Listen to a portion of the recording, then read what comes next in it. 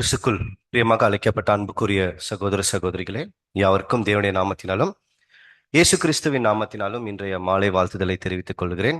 தாமதமாக வந்திருக்கு உங்களுக்கு எல்லாருக்கும் முதலாவதாக என்னுடைய மன்னிப்புகளை உங்களுக்கு இந்த இடத்தில் தெரிவித்துக் கொண்டு நம்ம இன்றைய தினத்தில் ஒரு தீர்க்க தரிசனத்தை குறித்து தான் நம்ம இன்னைக்கு பார்க்க போறோம். ஏற்கனவே இன்னைக்கு ஆதார வசனத்தை நீங்க படிக்கும் போது நீங்க கேட்டிருக்குவீங்க, ஒரு மைக்கூட்டை வைத்துக்கொண்டு ஒரு மனுஷன், அந்த மனுஷனுக்கு பின்பதாக இது எசேக்கியேல் 9ஆம் அதிகாரத்துல நடக்கிற ஒரு சம்பவம். ஒரு மனுஷன் இருக்கிறாரா, அவர் வெள்ளை வஸ்திரம், அது லினின் அப்படின்னு சொல்லலாம், சணல் நூல் வஸ்திரத்தை தரித்து கொண்டு இடுப்புல ஒரு மைக்கூட்டு வச்சுன்னு இருக்குவார், ஏதோ ஒன்று எழுதுறதுக்கு. அவருக்கு பின்னாடி பட்டயத்தை வைத்துக்கொண்டு ஒரு 6 புருஷர்கள் நிக்கிறத பார்க்குவார். இதுக்கு முன்னாடி நீங்க கேட்டிருக்கிறீங்களா? அதான் இந்த பாடம் இல்ல, இந்த அதிகாரத்துக்கு ஏதாவது ஒரு விளக்கம் உங்களுக்கு தெரியுமா?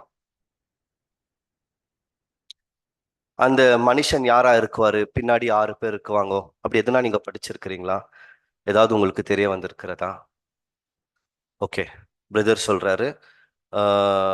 யார் அப்படின்ட்டு நம்ம இது வரைக்கும் நம்ம பார்த்திருக்கோம். பிரதர் சொன்னார் இல்லைங்களா, ரசலும் கூட, ரசல் பிரதரும் பின்னாடி இருக்கிறவர்கள் 6 பேரு.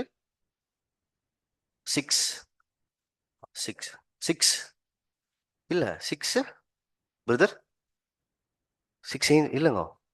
முன்னாடி மைக் போட்டு வச்சுன்னு இருக்கிறவர் யாரு? முன்னாடி சில இது நம்மளுக்கு தெரிஞ்ச ஒரு விஷயம் தானேங்க. அந்த மைக்கூட்டு வச்சுன்னு இருக்கிறவர் ரசல் பிரதர். ஏன்னா அவரு எவ்வளோ ஒரு 40,000 பக்கம் எழுதியிருக்கிறாரு. பின்னாடி இருக்கிறவர்கள் 6 புருஷர்கள் 6 வால்யூம். கேட்டிருக்கிறீங்களா? அதாவது அது அந்த மாதிரி ஒரு கருத்து உங்களுக்கு சொல்லப்பட்டிருக்கா? ஆ, ஓகே. இங்கான் அந்த ரைட்டிங்ட்டு. ஆனா இன்னைக்கு என்ன பண்ண போறோம்னு பாத்தீங்கன்னா, வசனத்தின் பூர்வமாக பார்க்க போறோம். என்ன இதுக்குள் மறைந்திருக்கிற ஒரு சத்தியம், மறைப்பொருள்.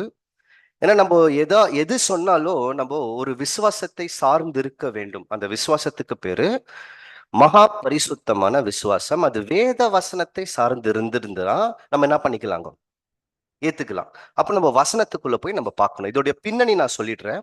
எசேக்கியேல் 9ஆம் அதிகாரம் நடக்கிற சம்பவம் என்னன்னு முதல்ல நான் சொல்லிடுறேன்.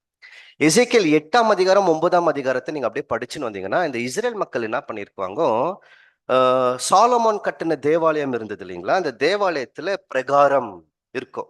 அதுக்கப்புறமா தான் உள்ள ஆலயத்துக்குள்ள போனோம். இவங்க பிரகாரத்துக்குள்ள தம்முஸ் அப்படின்னு சொல்லி ஒரு பெரிய விக்கிரகத்தை செய்து வைத்து அதை வணங்கி அதற்காக புலம்பி அழுது நிற்குவாங்க. இதுதான் சம்பவம்.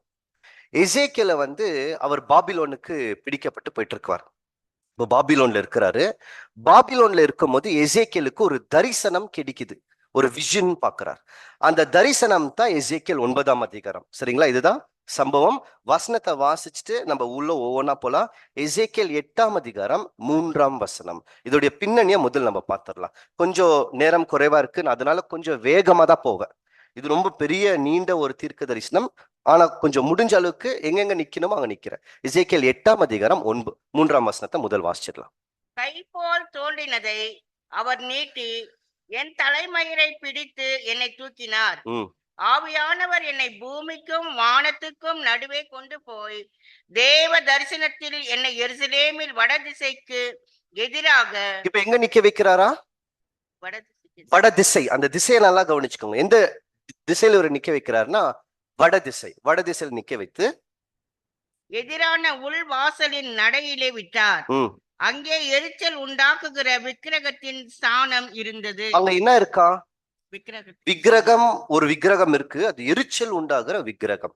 அது நீங்க அப்படியே படிச்சீங்கன்னா உங்களுக்கு கான்டெக்ட் தெரியும். சரி, ஏன் வடதிசையில நிக்க வைக்கணும்? ஏன்னா வடதிசையில தான் என்ன இருக்கு இல்ல அந்த சம்பவம். இவரை கூப்பிட்டுன்னு போய் எங்க நிக்க வைக்கிறார் தேவனு? வடதிசை. ஏன் வடதிசை? ஏன்னா வடதிசையில தான் என்ன பண்ணி வச்சிருக்கிறாங்க? எரிச்சல் உண்டாக்குகிற விக்கிரகம். புரியுதுங்களா? அப்ப வடதிசையில என்ன இருக்குன்னா, தேவனுக்கு விரோதமா என்னவோ ஒண்ணு செஞ்சுன்னு இருக்கிறாங்க. அது எந்த இடம்னு பாத்தீங்கன்னா பிரகாரம். இந்த பலிப்பீடம் எல்லாம் இருக்கு இல்லைங்களா, நம்ம படிச்சிருக்கிறோமே, அந்த பலிப்பீடத்தோடைய பிரகாரத்துக்கிட்ட நடக்கிற சம்பவம். அந்த பிரகாரத்துக்கு பதிலாக இவங்க என்ன பண்ணிட்டு இருக்கிறாங்கன்னா, ஒரு பெரிய விக்கிரகத்தை செஞ்சு வச்சிருக்காங்க. போல் மாதிரி இருக்கும் அது. அதை செஞ்சு வச்சுட்டு அதற்காக புலம்பி அழுதுன்னு இருக்கிறாங்க இஸ்ரேல் மக்கள். அதை தம்மூஸ் அப்படின்னு சொல்லி அழுவாங்களா, வீப்பிங் ஃபார் தம்மூஸ்ன்னு சொல்லப்படும். இப்ப இதுதான் இது சம்பவம். அப்ப தேவன் என்ன பண்றாருன்னா எசேக்கியேலை கொண்டு வந்து பாருப்பா, அவருக்கு ஒரு தரிசனம் தெரியுது, வட திசையில நிக்க வச்சு பாரு, எனக்கு விரோதமாக இந்த ஜனங்க என்ன பண்ணிட்டு இருக்கிறாங்க, தவறு செஞ்சுன்னு இருக்கிறாங்கோ அப்படின்னு சொல்லி, இப்ப இவங்களுக்கு என்ன கொடுக்கணும், எனக்கு விரோதமா தப்பு செஞ்சா இந்த மக்களுக்கு என்ன செய்யணும், பனிஷ்மெண்ட், தண்டனை கொடுக்கணும். அந்த தண்டனை தான் இவங்க வராங்க. சரிங்களா? அதை எப்படி காமிக்கிறாருன்னா, இப்ப பாத்துட்டியா, இப்ப எப்படி இந்த சம்பவம் நடக்குதுன்ட்டு எசேக்கியேலுக்கு ஒரு பின்னணி கொடுக்கிறார். அந்த இடத்துல என்னென்ன நடக்குது, இன்னொரு வசனத்தை வாசிக்கலாம். அதிலே எசேக்கியேல் 8ஆம் அதிகாரம் இல்ல 9ஆம் அதிகாரம் 6ஆம் வசனத்துக்குள்ள வரலாம். அந்த அந்த 6 அதோட பின்னணி நான் சொல்லின்னு வர புரியுது இல்லைங்களா? நான் அப்பப்போ இது கேட்குவேன், புரியுதுங்களான்ட்டு தப்பா எடுத்துக்காதீங்க. ஏன்னா இல்லைன்னு சொன்னீங்கன்னா நான் வேற மாதிரி சொல்றதுக்கு நான் முயற்சி பண்ணுவேன். இந்த மக்களை இப்ப தண்டிக்கணும். அதை தண்டிக்கிறதுக்கு தண்டனையை தொடங்கணும். எங்க திருந்து தொடங்க சொல்றாருன்னு பாத்தீங்கன்னா எசேக்கியேல் 9ஆம் அதிகாரம் 6ஆம் வசனம். முதியோரையும் வாலிபரையும் கன்னிகைகளையும் குழந்தைகளையும் ஸ்திரீகளையும் சங்கரித்து கொன்று போடுங்கள். யாரெல்லாம் கொலை பண்ணுங்கன்றாரு? சின்னங்க பெரியவங்க யாருமே விடாதீங்க, எல்லாத்தையுமே என்ன பண்ணுங்க, சாகடிச்சிடுங்க. அடையாளம் போடப்பட்டிருக்கிற ஒருவனையும் கிட்டாதிருங்கள். அப்போ ஒரு அடையாளம் இருக்கா. அப்ப அந்த ஒரு புருஷன் வராரு இல்லைங்களா, அவர் இடுப்புல என்ன வச்சுன்னு இருக்குவாருன்னா மை கூட்டத்தை பார்க்கலாம். அவருடைய வேலை என்னன்னா அடையாளம் போடணும். அந்த அடையாளம் யார் யார் மேல இருக்கிறதோ அவர்களை வெட்ட மாட்டாங்க. அடையாளம் யார் மேல இல்லையோ அவர்களை என்ன பண்ணிடுவாங்க, வெட்டிடுவாங்க. நியாய தீர்ப்புல அவங்க மாட்டிக்குவாங்க. இதுதான் இதோட பின்னணி. எங்க இருந்து தொடங்குன்றாரு, அப்படியே வாசிங்க தொடர்ந்து. என் பரிசுத்த ஸ்தலத்திலே துவங்குங்கள். எங்க தொடங்குன்றாரு? என் பரிசுத்த ஸ்தலத்திலே தொடங்குங்கள். ஏன் பரிசுத்த ஸ்தலத்துல தொடங்கணும்? ஏன்னா அங்கதான் என்ன பண்ணிருக்கிறாங்க, விக்கிரகத்தை வச்சிருக்கிறாங்க. அப்ப அங்கே தொடங்கு. எங்க இவங்க தப்பு பண்ணாங்களோ அதே இடத்துல இருந்து நியாய தீர்ப்பை தொடங்குன்றாரு. இது இந்த சம்பவம் என்ன நடக்குதுன்னு பாத்தீங்கன்னா, நம்மளுக்கு நல்லா தெரியும், பாபிலோன் ராஜா நேபுகாத்நேச்சர் ராஜா எருசலேமை எதிர்த்து எவ்வளவு தடவை போர் எடுத்து வந்தார்? 3 தடவை. அந்த 3ஆவது தடவை தான் இந்த ஆலயத்தை எரிச்சிடுவார். ஏன் அப்படின்னா, இந்த மக்கள் என்ன நம்பின்னு இருந்தாங்கன்னா, முதல் தடவை வருவாரு, ஆலயத்துல இருக்கிற சில பனிமுட்கள் எடுத்துன்னு போயிடுவாரு, இவரு அப்பாயிண்ட் பண்ணி வச்சுட்டு போயிடுவாரு. இந்த இஸ்ரேல் மக்கள் அடிக்கடி கலகம் பண்ணின்னு இருக்குவாங்க. அந்த பாபிலோன் ராஜா வேண்டாம், அதனால எகிப்து கிட்ட போய் உதவி கேட்டுன்னு இருக்குவாங்க. இவங்க என்ன நம்பினாங்கன்னா, இந்த ஆலயம் எங்களுக்கு இருந்ததுன்னா எங்களை யாராலையும் ஒன்றும் பண்ண முடியாது. இந்த ஆலயத்து மேல நம்பிக்கை வைத்தார்களே தவிர தேவன் மேல நம்பிக்கை வைக்கல. புரியுதுங்களா? அப்போ நேபுகாத்நேச்சர் ராஜாவுடைய குறிக்கோள் என்னன்னா, இவங்களுடைய நம்பிக்கையை ஒடிக்கணும். நம்பிக்கையை ஒடிக்கணும்னா இவர்கள் நம்பிக்கொண்டு இருக்கிற ஆலயத்தை ஒடிக்கணும். அதான் இந்த 3ஆவது அட்டாக்ல ஆலயத்தை ஒடிக்க வருவார். இதுதான் இந்த விஷயம்.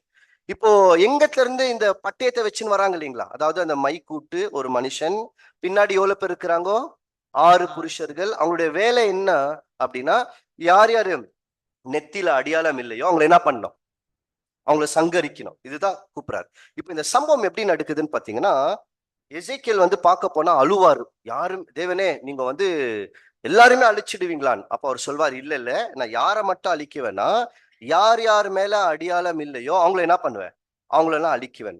ஆனா இந்த அழிவு இருக்குது பாருங்க, அதை எப்படி அழிக்கிறாருன்னு ஒரு பின்னணி சொல்றாரு. அந்த வசனத்துக்குள்ள போலாம். நான் முதல் சொல்லிடுறேன். சொல்றதுக்கு முன்னாடி ஒரு சின்ன விஷயத்த நம்ம கேட்டுட்டு முன்னாடி போலாம். இயேசு கிறிஸ்து உயிர்த்தெழுந்து போறாரு இல்லைங்களா, அவர் எங்க திறந்து போனாரு? உயிர்த்தெழுந்து பரலோகத்துக்கு போகும்போது எந்த இடத்துல இருந்து போனார்?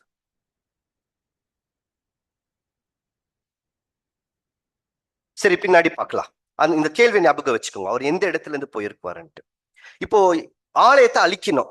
ஆனா ஆலயத்தை அழிக்கணும்னா தேவனுடைய மகிமை அங்க இருக்கு.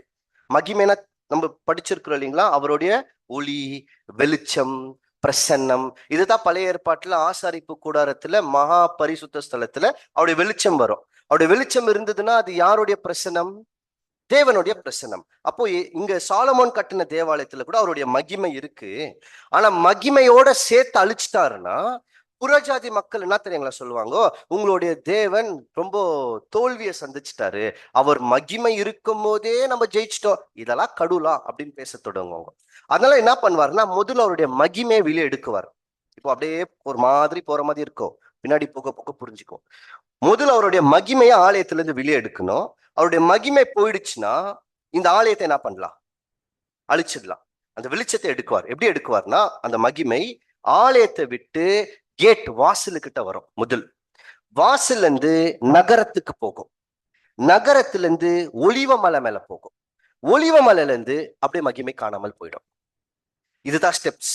இந்த மகிமை போயிட்ட உடனே இந்த புருஷர்கள் வருவாங்க அழிக்கிறதுக்கு. வசனத்தை வாசிக்கலாம். எசேக்கியேல் 10ஆம் அதிகாரம் 4ஆம் வசனம். கர்த்தருடைய மகிமை கேருபீனின் மேலிருந்து எழும்பி, எங்க தந்து எழும்புது? கேருபீன் கேருபீன் மேல இருந்து எழும்பி ஆலயத்தின் வாசற்படியிலே வந்தது. இப்ப வாசலுக்கிட்ட வருது. ஆலய மேகத்தினால் நிறைந்திருந்தது. பிரகாரமும் இப்ப அவங்க வாசலுக்கிட்ட வரும். டைம் இல்லாதனால கொஞ்சம் வசனம் ஸ்கிப் பண்றோம். நகரத்துக்கிட்ட போகும். நகரத்துல இருந்து ஒலிவ மலைக்கு போகும். அந்த வசனத்தை வாசிக்கலாம். எசேக்கியேல் 11ஆம் அதிகாரம் 23ஆம் வசனம்.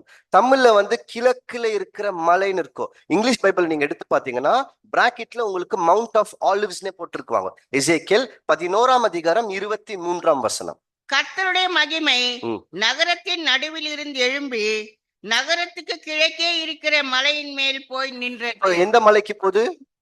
கிழக்கு இருக்கிற மலை. யாராவது பைபிள் அது போட்டிருக்கிறாங்களா என்ன மலைன்னு? என்ன போட்டிருக்காங்க பிரதர்? கேஜேவில இல்ல, வேற எதுல பைபிள்ல போட்டிருக்காங்களா? நியூ லிவிங் டிரான்ஸ்லேஷன் அந்த மாதிரி எதுனா இருக்குங்களா? ஈஸ்ட். அந்த ஈஸ்ட் என்ன மலை இருக்குன்னு பாத்தீங்கன்னா மவுண்ட் ஆஃப் ஆலிவ்ஸ் தான் இருக்கும். அதுக்கப்புறமா நீங்க மேப் எடுத்து செக் பண்ணி பாருங்க. அப்போ இந்த மகிமை எந்த மலை மேல போய் நிக்குதுன்னா ஒலிவ மலை. ஒலிவ மலையில இருந்து எங்க போயிடுது? காணாமல் போயிடுது. இப்போ தேவனுடைய மகிமை போயாச்சா? இப்போ ஆலயத்தை என்ன பண்ணலாம்? அழிக்கலாம். புரியுதுங்களா? இப்ப ஆலயத்தை அழிக்கலாம். எப்படி அழிக்கிறார்? அதுதான் அந்த விஷயம். அது எப்படி அழிக்கிறாருன்னா, யாரையோ ஒருத்தரை கூப்பிடுறாராம். வான் கூப்பிடுறாராம். ஒருத்தரை கூப்பிடுறாராம். ஆனா 6 பேர் வந்து நிக்கிறாங்களாம்.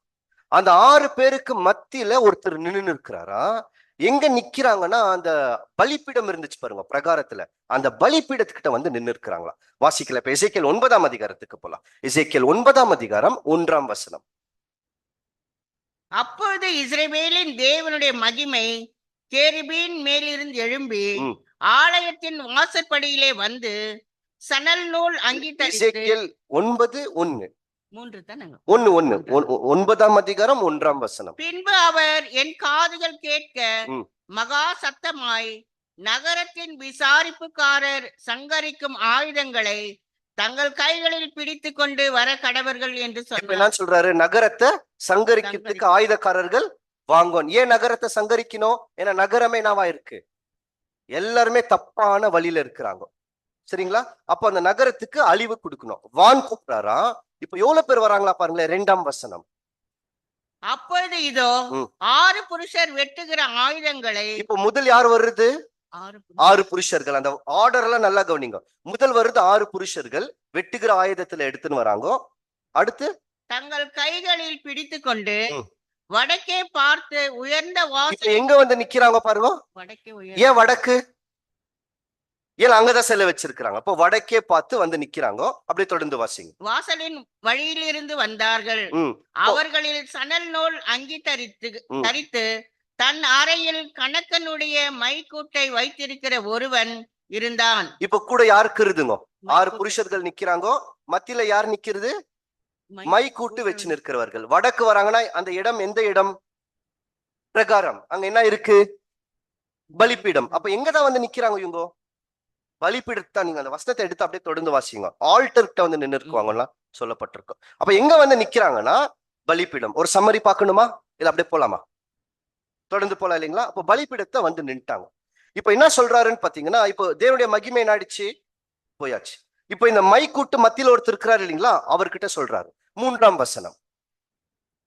அப்போது இஸ்ரவேலின் தேவனுடைய மகிமை கேருபீன் மேலிருந்து எழும்பி ஆலயத்தின் வாசற்படியில் வந்து. இப்போ மகிமை போயிடுச்சு. பார்த்துட்டோம். மகிமை போயாச்சு. 4ஆம் வசனம். கர்த்தர் அவனை நோக்கி யார? மைக்கூட்டு வச்சு நிற்கிறவர். அவரை பார்த்து என்ன சொல்றாரு? நீ எருசலேம் நகரம் எங்கும் உருவ போய் அதற்குள்ளே செய்யப்படுகிற சகல அருவருப்புகளின் நிமித்தமும் பெருமூச்சு விட்டு எழுகிற மனுஷரின் நெற்றிகளில் அடையாளம் போடு என்றார். இப்ப என்ன சொல்றாருன்னா பாரு, எருசலேம் முழுசா போ. யார் யாரெல்லாம் இந்த காரியம் தப்பு, அதாவது இவங்க என்ன செஞ்சுன்னு இருக்கிறாங்க? விக்கிரகத்தை வழிபாட்டு பண்ணின்னு இருக்கிறாங்க. இது தப்பு நிக்கிறாங்களோ, அதற்காக அழுகுறாங்களோ, அவங்க மேல ஒரு முத்திரை போட்டு மார்க் போட்டுடு. தாவ் அப்படின்னு ஹீப்ரு வார்த்தை, அது என்னன்னு பார்க்கலாம். ஒரு முத்திரை போட்டு அப்போ இந்த மைக்கூட்டோடைய வேலை நான் வச்சு இருக்கிறோடைய வேலை எருசலேம் முழுசா போனோம். யார் யாரெல்லாம் தேவனுக்கு உண்மையா இருக்கிறார்கள்னு பார்க்கணும். அவங்க மேல என்ன போடணும்? ஒரு முத்திரை போடணும். இவர் பண்ணிட்டாரா? முத்திரை போட்டுன்னு இருக்கிறாரா? பின்னாடி எவ்வளவு பேர் இருக்கிறாங்க? 6 பேர். அவங்க என்ன பண்ணுவாங்கன்னு பாத்தீங்கன்னா, அவங்க கிட்ட வெட்டுகிற ஆயுதம் இருக்கான். ரொம்ப அது எப்படின்னா டெட்லி வெப்பன் இருக்கும் ஆங்கிலத்துல. ரொம்ப ரொம்ப கொடுமையான ஒரு ஆயுதம் வச்சுன்னு இருக்கிறாங்களா. அவங்க என்ன பண்ணுவாங்கன்னா, அப்படியே அவங்கள எருசலேம்ல போவாங்க. யார் யார் மேல நெத்தியில அந்த அடையாளம் இல்லையோ அவங்கள சாகடிச்சிடுவாங்க. எப்படி சாகடிக்குவாங்கன்னா, சின்னவங்கன்னு பார்க்க மாட்டாங்களா, பெரியவங்கன்னு கூட பார்க்க மாட்டாங்களா. நோ மர்சி, அதாவது கருணை காமிக்காதீர்கள். எல்லாருமே என்ன பண்ணுங்க? சாகடிங்க. வசனத்தை வாசிக்கலாம், 5ஆம் வசனம் முதலிய. பின்பு அவர் என் காதுகள் கேட்க மற்றவர்களை நோக்கி, நீங்கள் இவன் பின்னாலே நகரமெங்கும் உருவ போய் வெட்டுங்கள். எல்லாரும் பின்னாடி போங்க, நகரம் எங்கும் போய் வெட்டுங்கள். அப்ப இந்த 6 பேர் இவருக்கு முன்னாடி போறாங்களா, பின்னாடி வராங்களா? பின்னாடி. இவருடைய வேலை என்னங்கோ? முத்திர போட்டுனே போறாரு. இவர் என்ன பண்றாரு? பின்னாடி போயினே இருக்கிறார். இதுதான் சம்பவம். இப்ப யார் யாரெல்லாம் வெட்டுன்றாருன்னா அடுத்த வசனம். உங்கள் கண் தப்ப விடாமலும் நீங்கள் இறங்காமலும் முதியோரையும் வாலிபரையும் கன்னிகைகளையும் குழந்தைகளையும் ஸ்திரீகளையும் சங்கரித்து கொன்று போடுங்கள். அடையாளம் போடப்பட்டிருக்கிற ஒருவனையும் கிட்டாதிருங்கள். என் பரிசுத்த ஸ்தலத்திலே துவங்குங்கள் என்று என் காதுகள் கேட்க சொன்னார். அப்ப எங்க தொடங்குன்றாரு? பரிசுத்த ஸ்தலத்துல தொடங்குங்கள். அதுல 70 பேர்கிட்ட தொடங்குன்னு இருக்குமே, மூப்பர்கள் கிட்ட. கொஞ்சம் வாசிங்க பிரதர் இங்கிலீஷ்ல. So they began with the elders, மூப்பர்கள். அந்த எவ்வளவு மூப்பர்கள் இருந்தாங்கன்னு பாத்தீங்கன்னா 70 எல்டர்ஸ் இருந்திருக்குவாங்க. 70 மூப்பர்கள். இது பின்னணி நான் சொல்லிடுறேன் திருப்பி. அவரு கூப்பிடுறாரு, வாங்கப்பா இப்போ வேலையை தொடங்குவோம். ஆனா நீங்க வேலை எங்க தொடங்கணும்னா, ஸ்டார்ட் பண்ணோம்னா எல்லாருமே சாகடிக்கணும்ல. எங்கத்துல இருந்து தொடங்கணும்னா ஆலயத்துல இருந்தே தொடங்குங்க. ஏன்னா ஆலயத்தை என்ன பண்ணி வச்சிருக்கிறாங்க? அசுத்தம் பண்ணிருக்கிறாங்க. இங்கத்துல இருந்தே தொடங்கிடுங்க. இவங்க எங்க நிக்கிறாங்கோ? பலிப்பீடம் பிரகாரம் கிட்ட நிக்கிறாங்க. அங்கத்துல இருந்தே தொடங்கு, எல்லாரையும் வெட்டுங்க. சின்னங்களோட பாக்காதீங்க, பெரியவங்கன்னு கூட பாக்காதீங்க. ஆனா யார்கிட்ட இருந்து தொடங்குன்னு சொல்றாருன்னா எல்டர்ஸ். எல்டர்ஸ்னா மூப்பர்கள். அவங்க எவ்வளவு மூப்பர்கள் இருந்தாங்கன்னா 70 எல்டர்ஸ் இருந்தாங்க. ஒரு வசனத்தை வாசிக்கலாம். எசேக்கியேல் 8ஆம் அதிகாரம் 11ஆம் வசனத்துக்குள்ள வாங்க. இஸ்ரவேல் வம்சத்தாரின் மூப்பரில் 70 பேரும். எவ்வளவு பேர் இருந்தாங்களா மூப்பர்கள்? 70 பேர். அப்போ யார்கிட்ட இருந்து தொடங்கணும்? அந்த 70 எல்டர்ஸ், 70 மூப்பர்கள் தொடங்குறாங்க. எல்லாருமே சாகடிச்சாங்களா? எல்லாருமே சாகடிச்சாங்க. அந்த நகரமே எப்படி இருந்துச்சுன்னு பாத்தீங்கன்னா, அந்த ஆலயத்தை அசுத்தமாக்கி வச்சிருக்கிறாங்க இல்லைங்களா, எல்லாத்தையும் சாகடிக்கிறாங்க. எசேக்கியேல் அழுவாரு, தேவனே நீங்க இப்படி பண்ணீங்கன்னா ஒருத்தங்க கூட மிஞ்ச மாட்டாங்கன்ட்டு. ஆபிரகாம் மாதிரி. அப்புறமா வேற யாரு பரிந்து பேசினது? மோசஸ் மாதிரி. அப்போ இவர் என்ன சொல்றாருன்னா, இல்ல நான் எல்லாருமே சாகடிக்க மாட்டேன்.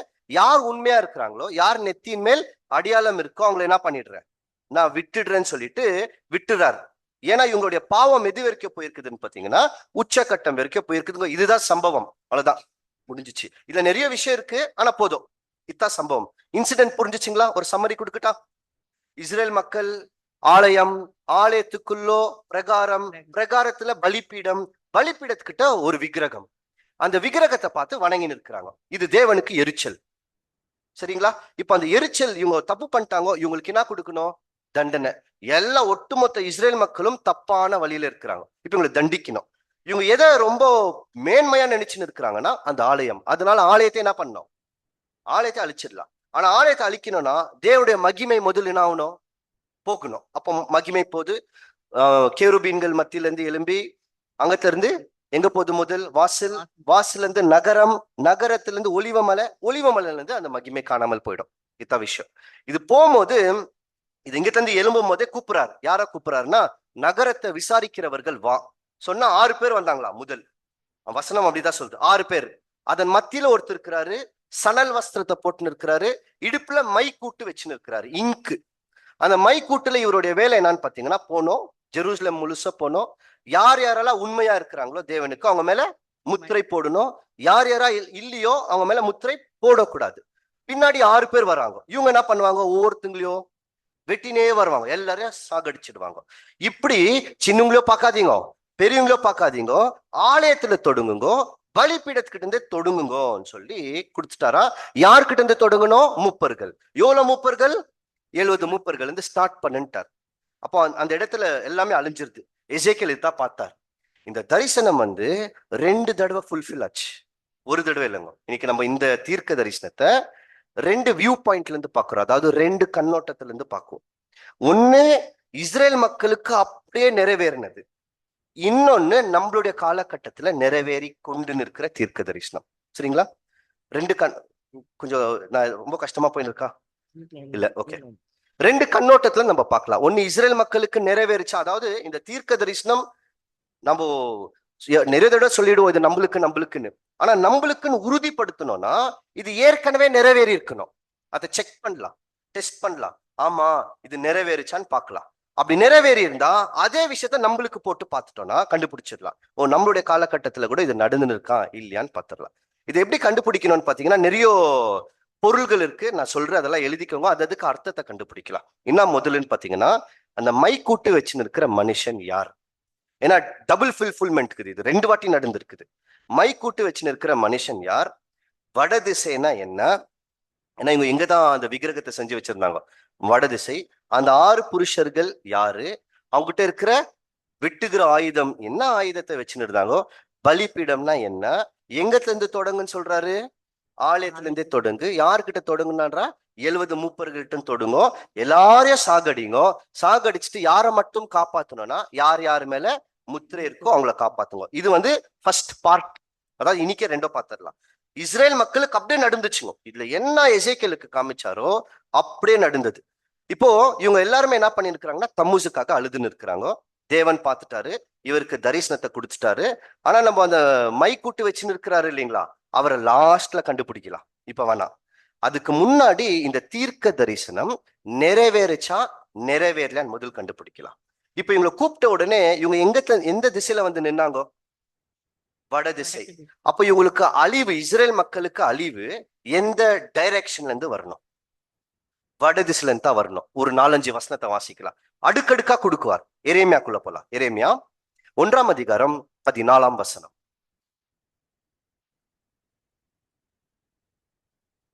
அப்பொழுது கர்த்தர் என்னை நோக்கி, வடக்கே இருந்து தீங்கு தேசத்தினுடைய குடிகள். தேசத்துக்கு தீங்கு எங்க இருந்து வருதா? மேலும் வரும், வடக்கு திசையில இருந்து வருது. ஏன்னா இவங்க எந்த இடத்தை அசுத்தம் பண்ணி வச்சிருக்கிறாங்க? வடதிசை. அடுத்த வசனம் 15 கூட வாசிக்கலாம். இதோ நான் வடதிசை ராஜ்யங்களின் வம்சங்களை எல்லாம் கூப்பிடுவேன். அப்போ வடதிசையில பெரிய ராஜ்யம் இருக்கா, அவங்க எல்லாத்தையுமே கூப்பிடுவேன்.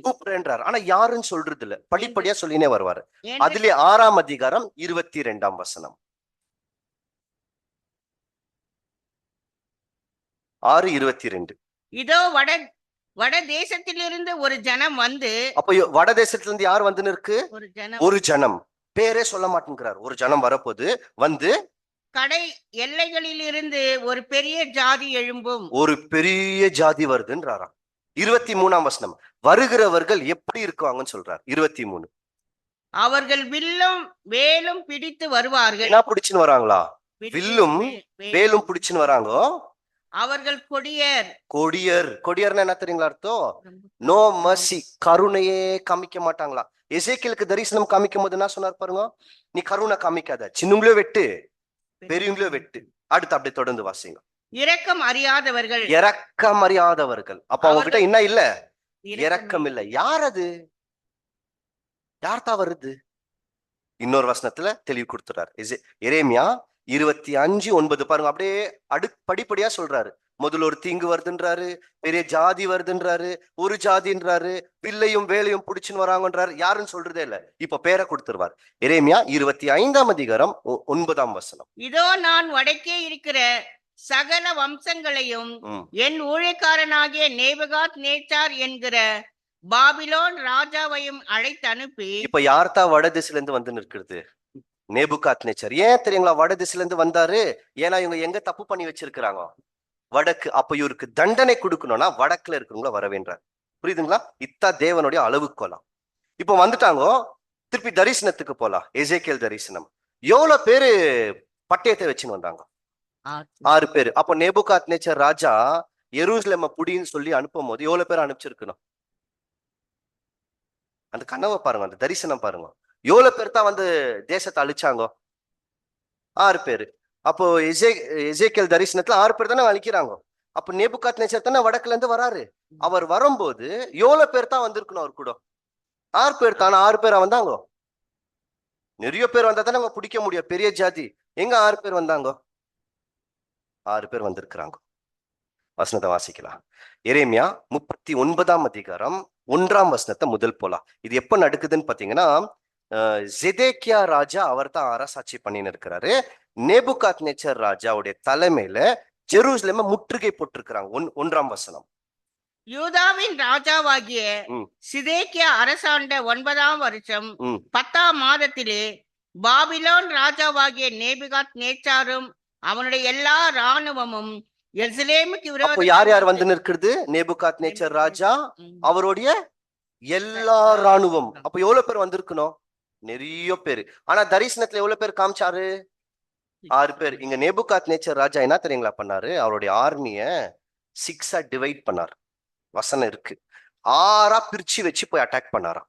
3rd verse 3ஆம் வசனம். நல்லா கவனிங்க, அதுல ஒரு லிஸ்ட் கொடுக்குவார். 3ஆம் வசனம் வாசிங்க. அப்பொழுது பாபிலோன் ராஜாவின் பிரபுக்களாகிய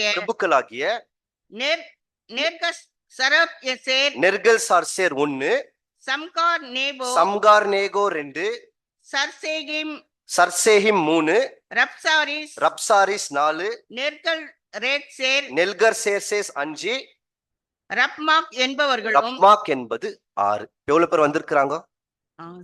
6 டீம்ஸா டிவைட் பண்ணி வச்சிருக்கிறார். எசேக்கியேலுக்கு என்ன காமிச்சாரோ அதுதான் அட்டாக்கே ஆச்சு. புரியுதுங்களா? அப்போ எவ்வளவு பேர் தான் வந்திருக்குது? நேபுகாத்நேச்சர் ராஜா தலைமையில நிறைய பேர் வந்திருக்கிறாங்க. ஆனா எப்படி பிரிச்சு வச்சாரு? 6ஆ பிரிச்சு வச்சிருக்கிறார். பிரபுக்கள் இவங்க தலைமையில நிறைய பேர் இருக்கிறாங்க. இப்ப தரிசனம் அப்படியே ஒன்னொன்னா வருதா? இப்போ அந்த ஆலயத்துக்குள்ள திருப்பி கவனிங்க. அந்த ஆலயத்தை அட்டாக் பண்ணும் போது முதல் என்ன, எங்க தெரிந்து இந்த தீங்கை எங்க தெரிந்து தொடங்குன்றார்? ஆலயம். நேபுகாத்நேச்சர் ராஜா பிடிக்க வந்தார் இல்லைங்களா 3ஆம் முறை. இவருடைய குறிக்கோள் என்னன்னா, இந்த ஆலயத்தை அழிக்கணும். அப்போ இவருடைய மனசுல எதை அழிக்கணும்னு இருக்குதுன்னா, ஆலயம். ஆலயத்தை அழிச்சா இவங்கெல்லாம் என்ன ஆயிடுவாங்க? இவங்கெல்லாம் திருப்பி ஆலயத்தை நம்ப மாட்டாங்க, எல்லாருமே வந்துருவாங்கன்னு சொல்லி இவருடைய முழு கவனமும் ஆலயத்துல இருந்து தான் தொடங்குறார். அதுல யார முதல் வெட்டுன்றாரு அங்க தரிசனத்துல? Elders, leaders. அன்னைக்கு நைட்டு இவங்க சுத்து போட்டிருக்குவாங்க. இஸ்ரேல் மக்களை வழி நடத்தினவர்கள் அன்னைக்கு யாரு? பிரதான ஆசாரியர். அதுக்கு மேல ஒருத்தவங்க இருந்தாங்க, ராஜாவோட தலைமையில தானே இந்த விக்கிரக வழிபாடெல்லாம் நடந்துன்னு இருக்கு. அவங்க பசங்க ஓடுவாங்க, நைட்டு எஸ்கேப் ஆவாங்க. அந்த பசங்களை பிடிச்சி அவங்கள சாகடிச்சு ஜெதேக்கியா ராஜாவுடைய கண்ணை நோண்டி எல்டர்ஸ் கிட்ட தான் தொடங்குச்சான். அதாவது மூப்பர்கள், அங்க வழி நடத்துறவர்கள். ராஜா கண்ணை நோண்டி பிடிச்சு ஆலயத்துல யார் யார் இருந்தாங்களோ ஒருத்தவங்களை கூட விடலீங்களா, எல்லாருமே சாகடிச்சாங்க. அந்த எருசலேம் தேசமே எரேமியா எழுதுவாரு, என்னுடைய ஜனங்கள் எல்லாருமே இங்க வீதிகள், ஸ்ட்ரீட்ஸ்ல விழுந்து கெடுக்கிறாங்க, எல்லாத்தையும் சாகடிச்சுட்டாரா. நேபுகாத்நேச்சருடைய 3ஆவது அட்டாக்ல சாகடிச்சு அந்த ஆலயத்தை ஒட்டு மொத்தமாக எரிச்சுட்டு போயிட்டார். இதுதான் நடந்த சம்பவம். இப்ப என்ன நான் பார்த்திருக்கிறேன்னா, நார்த் கேட் வடதிசை. ஏன் வடதிசைனா, நேபுகாத்நேச்சர் ராஜா கூட எங்கிட்ட இருந்து வராரு? வடக்குல இருந்து வராரு. எவ்வளவு பேர் பிரிச்சு வராங்கோ? 6 பேரு. இவருடைய முழு கவனம் எது மேல இருக்கு? ஆலயம். அங்க தீங்கு எதுல இருந்து தொடங்குன்றாரு? ஆலயம். யாருக்கிட்ட தொடங்குன்றாரு? மூப்பர்கள். இங்க நேபுகாத்நேச்சர் அட்டாக் பண்ணும் போது கூட யார்கிட்ட இருந்தா தொடங்குறாரு? மூப்பர்கள். அந்த தரிசனத்துல வீதி எல்லாமே செத்து போயிருந்தாங்க. நேபுகாத்நேச்சர் ராஜா அட்டாக் பண்ண பின்பு கூட வீதியெல்லாம் என்ன இருக்கிறாங்கன்னு பாத்தீங்கன்னா செத்து போயிருந்தாங்களாம். புலம்பலுக்குள்ள போலாம். லேமெண்டேஷன்ஸ், புலம்பல் 2ஆம் அதிகாரம் 21ஆம் வசனம்.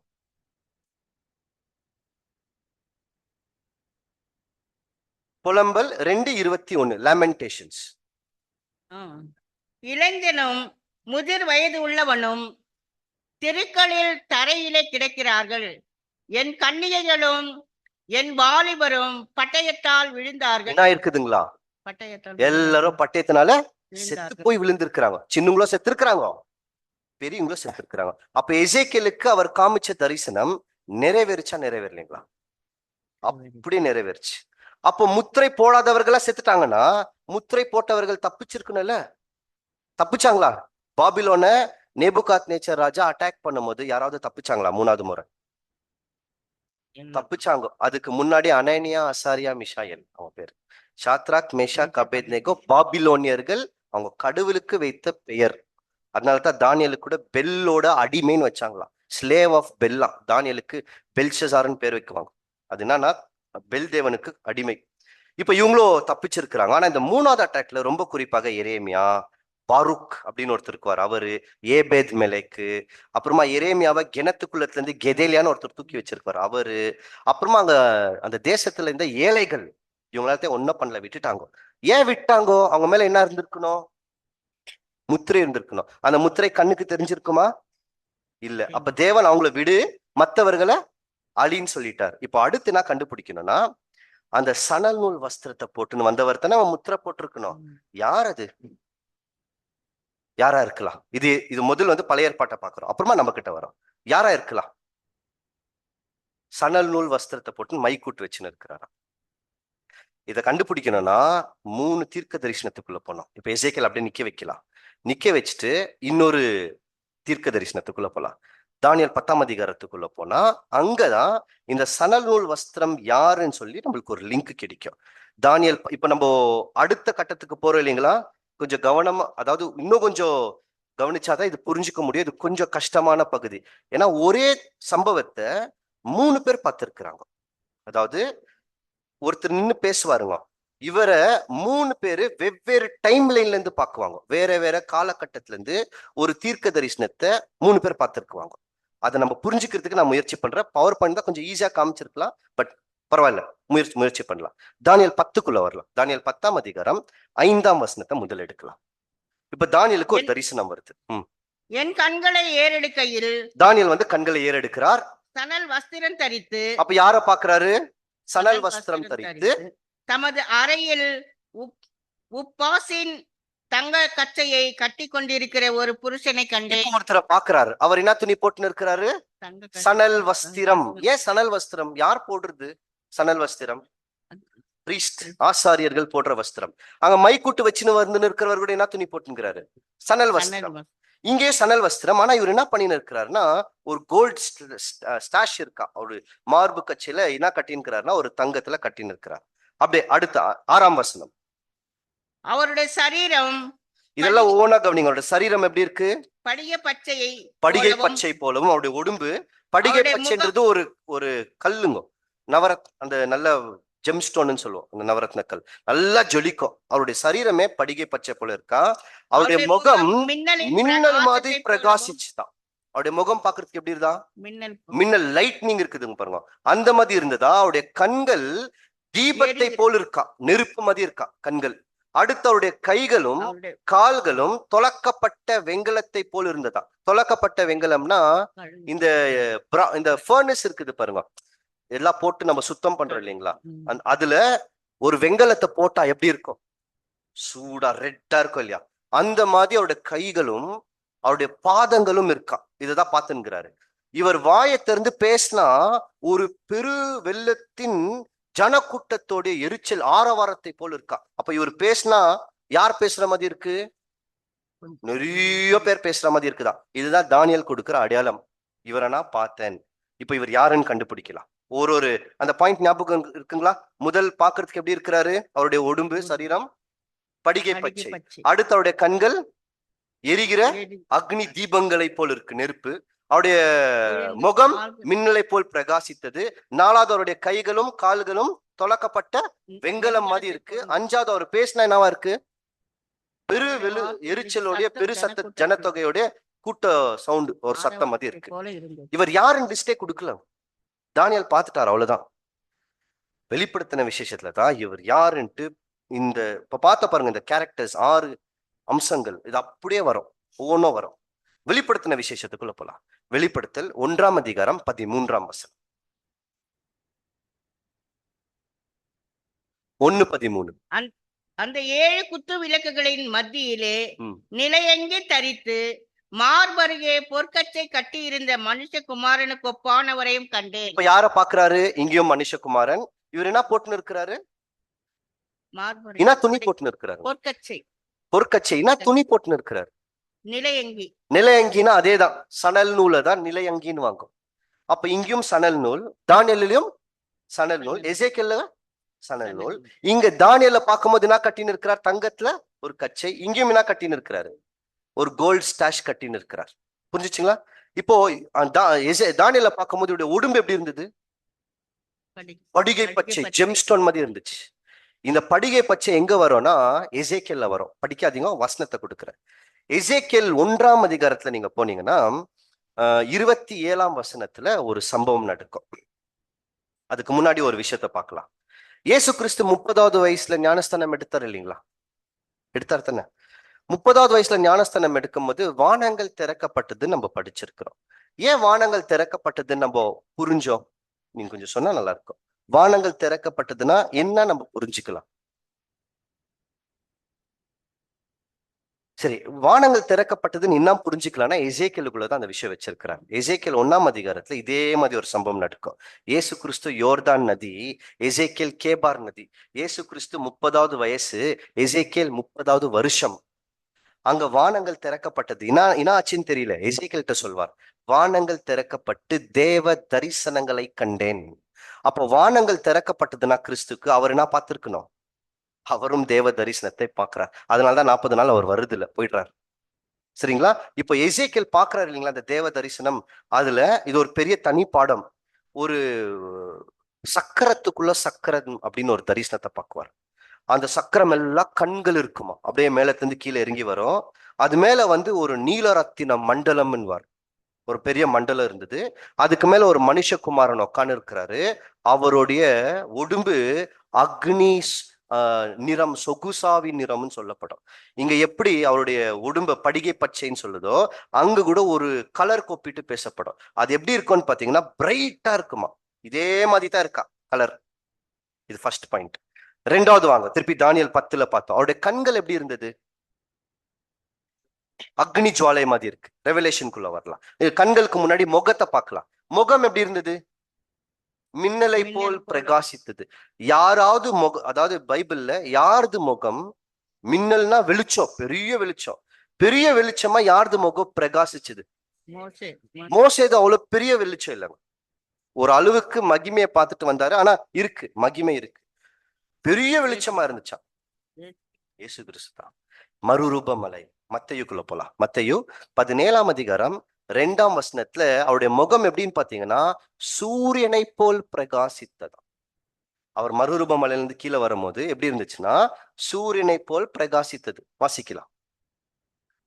மத்தேயு 17:2. அவர்களுக்கு முன்பாக மறுரூபமானார்.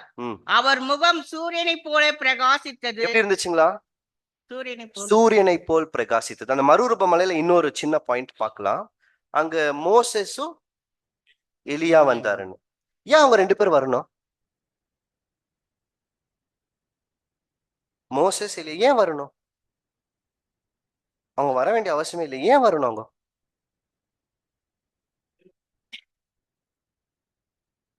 பட் ஏன் வரணுங்க?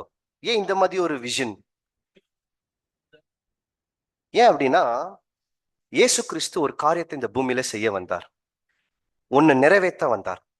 அதுக்கு பேர் என்ன சொல்வார்னா, நான் நியாய பிரமாணத்தை ஆகிலும் தீர்க்க தரிசன ஆகமத்தை ஆகிலும் ஒடிக்க வரல, மாறாக நிறைவேற்ற வருகிறேன். அதங்க காமிக்கிறார். நியாய பிரமாணம் மோசஸ், தீர்க்க தரிசன ஆகமம் எலியா. அவர் ஒரு தீர்க்க தரிசி, பெரிய தீர்க்க தரிசி. என்ன நம்மளுக்கு சொல்ல வர்றாருன்னா, இந்த பூமியில நான் செய்யற வேலை மோசஸ் சொன்ன பிரமாணங்களும் எலியா தீர்க்க தரிசிக்கு ரெப்ரசன்டேட்டிவ் இவங்க மூலியமா கிடைச்ச தீர்க்க தரிசன ஆகமங்கள் இதை நிறைவேற்றுறன்றார். அதனால்தான் அந்த விஷனை காமிக்குவார். அதனால்தான் பின்னாடி சொல்வார், நான் நியாய பிரமாணத்தை ஆகிலும் தீர்க்க தரிசன ஆகமத்தை ஒடிக்க வரல, மாறாக நிறைவேற்றவே வந்தேன்னு இருக்குவார். இப்ப திருப்பி வரலாம் பாடத்துக்கு. அப்ப இவருடைய முகம் என்னவா இருக்குதுன்னா சூரியன் மதி பிரகாசித்தது. இது பூமியில. பரலோகத்துல அங்க கூட சூரியன் மதி இருக்குங்களா? வசனத்தை வாசிக்கலாம். வெளிப்படுத்தல் 1ஆம் அதிகாரம் 16ஆம் வசனம். வெளிப்படுத்தல் 1:16. தமது வலது கரத்திலே 7 நட்சத்திரங்களை ஏந்தி கொண்டிருந்தார். அவர் வாயிலிருந்து இருபுறமும் கருக்குள்ள பட்டயம் புறப்பட்டது.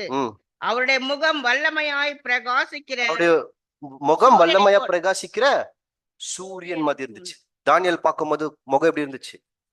மின்னலை போல் பெரிய வெளிச்சம். இங்க சூரியனை போல் பெரிய வெளிச்சம், வேற ஒண்ணும் இல்ல. மின்னலை காட்டிலும் சூரியன் அதோட பெரிய வெளிச்சம், பெரிய வெளிச்சம். கண்கள் எப்படி இருந்தது?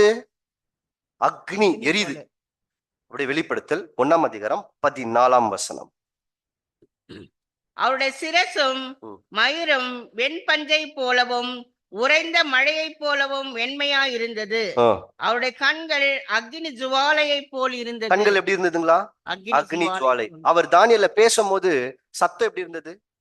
பெரிய ஜனங்கள் பேசுற மாதிரி இருந்துச்சு இல்லைங்களா? அப்போ இந்த வெளிப்படுத்தின விசேஷத்துல பார்த்து நிற்கிறது யாரு? இயேசு கிறிஸ்து. இயேசு கிறிஸ்து. அப்ப இயேசு கிறிஸ்து பேசினா கூட எப்படி இருக்கணும்? அப்படித்தானே இருக்கணும். வெளிப்படுத்தல் 2:18. தீத்திரா சபையின் தூதனுக்கு நீ எழுத வேண்டியது என்னவெனில், அக்னி ஜுவாலை போன்ற கண்களும் பிரகாசமான கண்களும் போன்ற பாதங்களும் உள்ள தேவகுமாரன் சொல்லுகிறதாவது, உன் கிரியைகள். இதுல ஒரு விஷயம் பார்க்கலாம். இவருடைய பாதங்கள் எப்படி இருக்கு? வெண்கலம். அங்க தானியேல் பார்க்கும்போது பாதங்கள் எப்படி இருந்துச்சு? வெண்கலம் மாதிரி இருந்துச்சு. பேசுறது எரிச்சலுடைய வெள்ளத்தின் சத்தம் இல்லைங்களா? அது வெளிப்படுத்தல் 1:15 இருக்கு. வெளிப்படுத்தல் 1:15. உலைக்களத்தில் காய்ந்த பிரகாசமான வெண்கலம் போல் இருந்தது. ரிப்பீட் பண்றாரு. அவருடைய கால்கள் எப்படித்தான் இருக்கு? வெண்கலம் மாதிரி இருக்கிறது. அவருடைய சத்தம் பெருவெள்ளத்து இரைச்சலை போல் இருந்தது. அவருடைய சத்தம் அப்ப சணல் நூல் போட்டு இருக்கிற மனுஷன் யார்? அப்போ அங்க எசேக்கியேலுக்கு தரிசனம் காமிக்கும் போது அந்த 6 பேருக்கு மத்தியில யாரை காமிச்சார்? தேவன். பழைய ஏற்பாட்டிலே வந்து அவர் தானே அவங்க பிரிக்கிறாரு. யாரு தண்டனை வாங்கணும், யார் தண்டனையை வாங்க கூடாதுன்னு பிரிக்கிறார். இது ஒரு ப்ரூஃப். இன்னொரு எவிடன்ஸ் வேணும்னா பார்க்கலாம். 42 நிமிஷம் ஆயிடுச்சு. இன்னொரு எவிடன்ஸ் கூட இருக்கு. அதை போனோம்னா ஒரு தீர்க்க தரிசனத்தை 3 ஆங்கிள் இருந்து பார்க்கலாம். ஆனா டைம் இருக்கான்னு தெரியல. பார்க்கலான்னு சொன்னீங்கன்னா அதுக்குள்ள போலாம், இல்லைன்னா நம்ம அப்படியே தொடர்ந்து வேற எதுக்குன்னா போலாம். பார்க்கலாங்களா? சரி. இப்போ இந்த மைக்கூட்டு வச்சுன்னு இருக்கிற மனுஷன் யாருன்னு நம்ம புரிஞ்சுக்கணும் தெளிவா. இயேசு கிறிஸ்து. இப்ப இன்னொரு தரிசனத்துக்குள்ள போலாம். தானியேல் 12 அதாவது உறுதிப்படுத்தலாம், அவர் தாவா கன்ஃபார்ம் பண்ணலாம். தானியேல் 12 நான் வந்து அந்த சம்பவத்தை சொல்லிடுறேன். தானியேல் இங்க நிக்கிறார். கொஞ்சம் என்ன பாத்தீங்கன்னா புரிஞ்சுக்கலாங்க. தானியேல் இங்க நிக்கிறார். அதாவது நான் நிக்கிற இடத்துல தானியேல் நிக்கிறாருன்னு வைங்க. இவர் தூரத்துல ஒரு தரிசனம் பாக்குறாரு. அந்த தரிசனம் எப்படி இருக்குன்னா, ஒரு நதி ஓடின்னு இருக்கா, ரிவர் நதி. அந்த நதிக்கு மேல ஒருத்தர் நின்னு 2 கை அப்படி தூக்கின்கிறார் மத்தியில. அந்த கரைக்கு ஒரு பக்கம் ஒருத்தர் இருக்கிறாரா, இன்னொரு பக்கம் இன்னொருத்தர் இருக்கிறாரா. சரிங்களா? அப்ப மத்தியில ஒருத்தர் நின்று இருக்கிறாரு. இத பார்த்து நிற்கிறது யாரு? தானியேல். கரையில ஒரு பக்கம் ஒருத்தர் இருக்கிறாரு, இன்னொரு பக்கம் இன்னொருத்தர் இருக்கிறார். அந்த நதி மேல நிக்கிறவரு இன்னொருத்தர்கிட்ட பேசின்கிறார். அவங்க 2 பேர் பேசின்கிறாங்க. இதை யார் பார்த்து நிற்கிறதுன்னு பாத்தீங்கன்னா, இங்கத்துல இருந்து தானியேல் பார்த்து நிற்குவார். அவங்க 2 பேர் பேசின்கிறது, இன்னொருத்தர் கரையில அந்த பக்கம் நிக்குவார். இதுதான் சம்பவங்க. இப்போ தானியேல் பாக்குறாரு. அந்த சம்பவத்துக்குள்ள நம்ம போலாம். எங்க வரலாம்னா, தானியேல் 12:5 வரலாம். அப்போது தானியேலாகிய நான் ஆற்றுக்கு இக்கரையில் ஒருவனும் ஆற்றுக்கு அக்கறையில் ஒருவனுமாக வேற 2 பேர் நிற்க கண்டேன். பாத்துக்கிறாரு. இப்போ மத்தியில யார் நிக்கிறதா இருக்காதுல? வாசிங்க. வாசிங்க. சணல் வஸ்திரம் தரித்தவரும் ஆற்றின் தண்ணீர்கள் மேல் நிற்கிறவரும் ஆகிய புருஷனை ஒருவன் நோக்கி, இந்த ஆச்சரியமானவைகளின் முடிவு வர எவ்வளவு காலம் செல்லும் என்று கேட்டார். ஒருத்தர் கேட்டுங்கிறாரா? இவங்க 2 பேர் பேசின்கிறாங்க. அதுல ஒருத்தர் என்ன கேட்கிறாருன்னா, இவ்வளோ ஆச்சரியமானது நடக்கிறது, எவ்வளவு காலம் செல்லும், எவ்வளவு நாள் ஆகும்னு கேட்கிறாரா? அப்போ பேசின்கிறது யாரு? அவங்க 2 பேர். மத்தியில ஒருத்தர் இருக்கிறாரு இல்லைங்களா? இவர் என்ன துணி போட்டுன்னு இருக்கிறாரு? சணல் நூல். அப்ப இவர் யாருதான்? இயேசு கிறிஸ்து. புரியுதுங்களா? அப்ப இன்னொரு தரிசனம். அப்ப இங்க மத்தியில யார் நிக்கிறதுனா, கிறிஸ்து நின்னு இருக்கிறாரு. ஒருத்தர் பேசின்கிறாரு, இன்னொருத்தர் பார்த்துன்கிறார். தானியேலும் என்ன பண்ணிருக்கிறாருங்க? பார்த்துன்கிறார். கிறிஸ்துவுக்கு அவர் பிறந்தார் இல்லைங்களா? அப்ப கூட சணல் நூல் வஸ்திரம் போட்டாங்க. அத வந்து அவர் முன்னணியில கெடுத்துனாங்கன்னு வருது இல்லைங்களா? அந்த குழந்தை ஸ்வாட்லிங் க்ளோத்ஸ்ன்னு இருக்கும். அதாவது அவங்க சணல் நூல் லின்னு என்ன பண்ணுவாங்கன்னா, ஸ்ட்ரிப் மாதிரி வச்சிருக்குவாங்க ஆடு மேய்க்கிறவர்கள். அதை சுத்துவாங்க, பேண்டேஜ் மாதிரி சுத்தி கொழுந்தை வைக்குவாங்க. கிறிஸ்து செத்துட்டு மேல கூட அவரை சுத்துறதுக்கு சணல் வஸ்திரத்தை தான் எடுத்துன்னு வந்திருக்காங்க, அங்கேயே காமிக்குவார். இப்போ இப்ப புரியுதுங்களா? 2 பேர் பாத்துக்கிறாங்க. இப்போ 7ஆம் வசனத்துக்குள்ள தானியேல் ஒரு விஷயத்தை கொடுக்கிறார், வாசிக்கலாம். அப்போது சணல் வஸ்திரம் தரித்தவரும் ஆற்றின் தண்ணீர்களின் மேல் நிற்கிறவருமாகிய புருஷன் தம்முடைய வலது கரத்தை தம்முடைய இடது கரத்தையும் வானத்துக்கு நேராக நின்னுக்கிறாரு. இவர் கையை என்ன பண்ணிருக்கிறாரு? வானத்துக்கு நேரா உயர்த்தின்கிறார். ஒரு காலமும் காலங்களும் அரை காலமும் செல்லும் என்று பரிசுத்த ஜனங்களின் வல்லமையை. ஒரே நிமிஷம். இந்த பதிலு இவரு நின்னுக்கிறது யாருங்க? கிறிஸ்து. யாருக்கு கொடுத்துன்னு இருக்கிறார் இந்த பதில? தானியேலுக்கா இல்ல இன்னொருத்தருக்கா? இன்னொருத்தருக்குங்க. ஏன்னா அங்க ஒருத்தர் நிக்கிறாரு இல்லைங்களா, அவங்க 2 பேர் பேசின்னுக்கிறாங்க. இவர் கேட்கிறாரு, இந்த ஆச்சரியமானவைகளை செல்றது எவ்வளவு காலம் ஆகும்ட்டு. அதுக்கு இவருக்கு பதில் கொடுத்துன்னு இருக்கிறாரு. காலம், ஒரு காலம், காலங்கள், அரை காலம். இதை எழுதுறது யாரு? தானியேல். புரியுதுங்களா? அப்போ அந்தி கிறிஸ்து நம்ம படிக்கிறோம் இல்லைங்களா, அப்போ ஆன்டி கிரைஸ்ட் பீரியடு நேரடியா தானியேலுக்கு கொடுக்கல, யாருக்கு தான் கொடுத்துன்னு இருக்கிறாரு? வேற யாருக்கோ கொடுத்துருக்கிறாரு. இது யாருன்னு கண்டுபிடிக்கலாம். இவங்க 2 பேர் பேசின்னுக்கிறாங்க. இந்த விஷனை தானியேல் இங்க பார்த்துக்கிறார். இப்ப எழுதின்னு இருக்கிறார், ஒரு காலமும் காலங்களும் அரை காலமும் செல்லும். இவர் 2 கை என்ன பண்ணி இருக்கிறாரு? உயர்த்திட்டு என்ன சொல்றாரு? அப்படியே தொடர்ந்து வாசிங்க. பரிசுத்த ஜனங்களின் வல்லமையை சிதறடித்தல் முடிவு பெறும் போது இவைகள் எல்லாம் நிறைவேறி தீரும் என்றும் என்றென்றைக்கும் ஜீவித்திருக்கிறவர் பேரில் ஆணையிட கேட்டேன். இவர் என்ன சொல்றாருன்னா, என்றென்றைக்கும் ஜீவன் உள்ளவர் யார்? அவரு பிதாவாகிய தேவன். அவர் மேல நான் என்ன பண்ணி இருக்கிறேன்? ஆணையிட்டு சொல்லி நிற்கிறேன்னு சொல்லி பேசுறாரா. இதை யார் எழுதி வச்சு நிற்கிறது? தானியேல். ஆனா தானியேல்ட்ட சொன்னாரா? யார்கிட்ட சொல்லின்கிறாரு? இவங்க 2 பேர் பேசின்னுக்கிறாங்க. அப்போ மத்தியில இருக்கிறவர் கிறிஸ்து. யார் அந்த இன்னொருத்தர்? எங்க கண்டுபிடிக்கலாம்னா ரெவலேஷனுக்குள்ள போலாம். வெளிப்படுத்தல் 10ஆம் அதிகாரத்துக்குள்ள வாங்க. வெளிப்படுத்தல் 10ஆம் அதிகாரம் 1ஆம் வசனம்.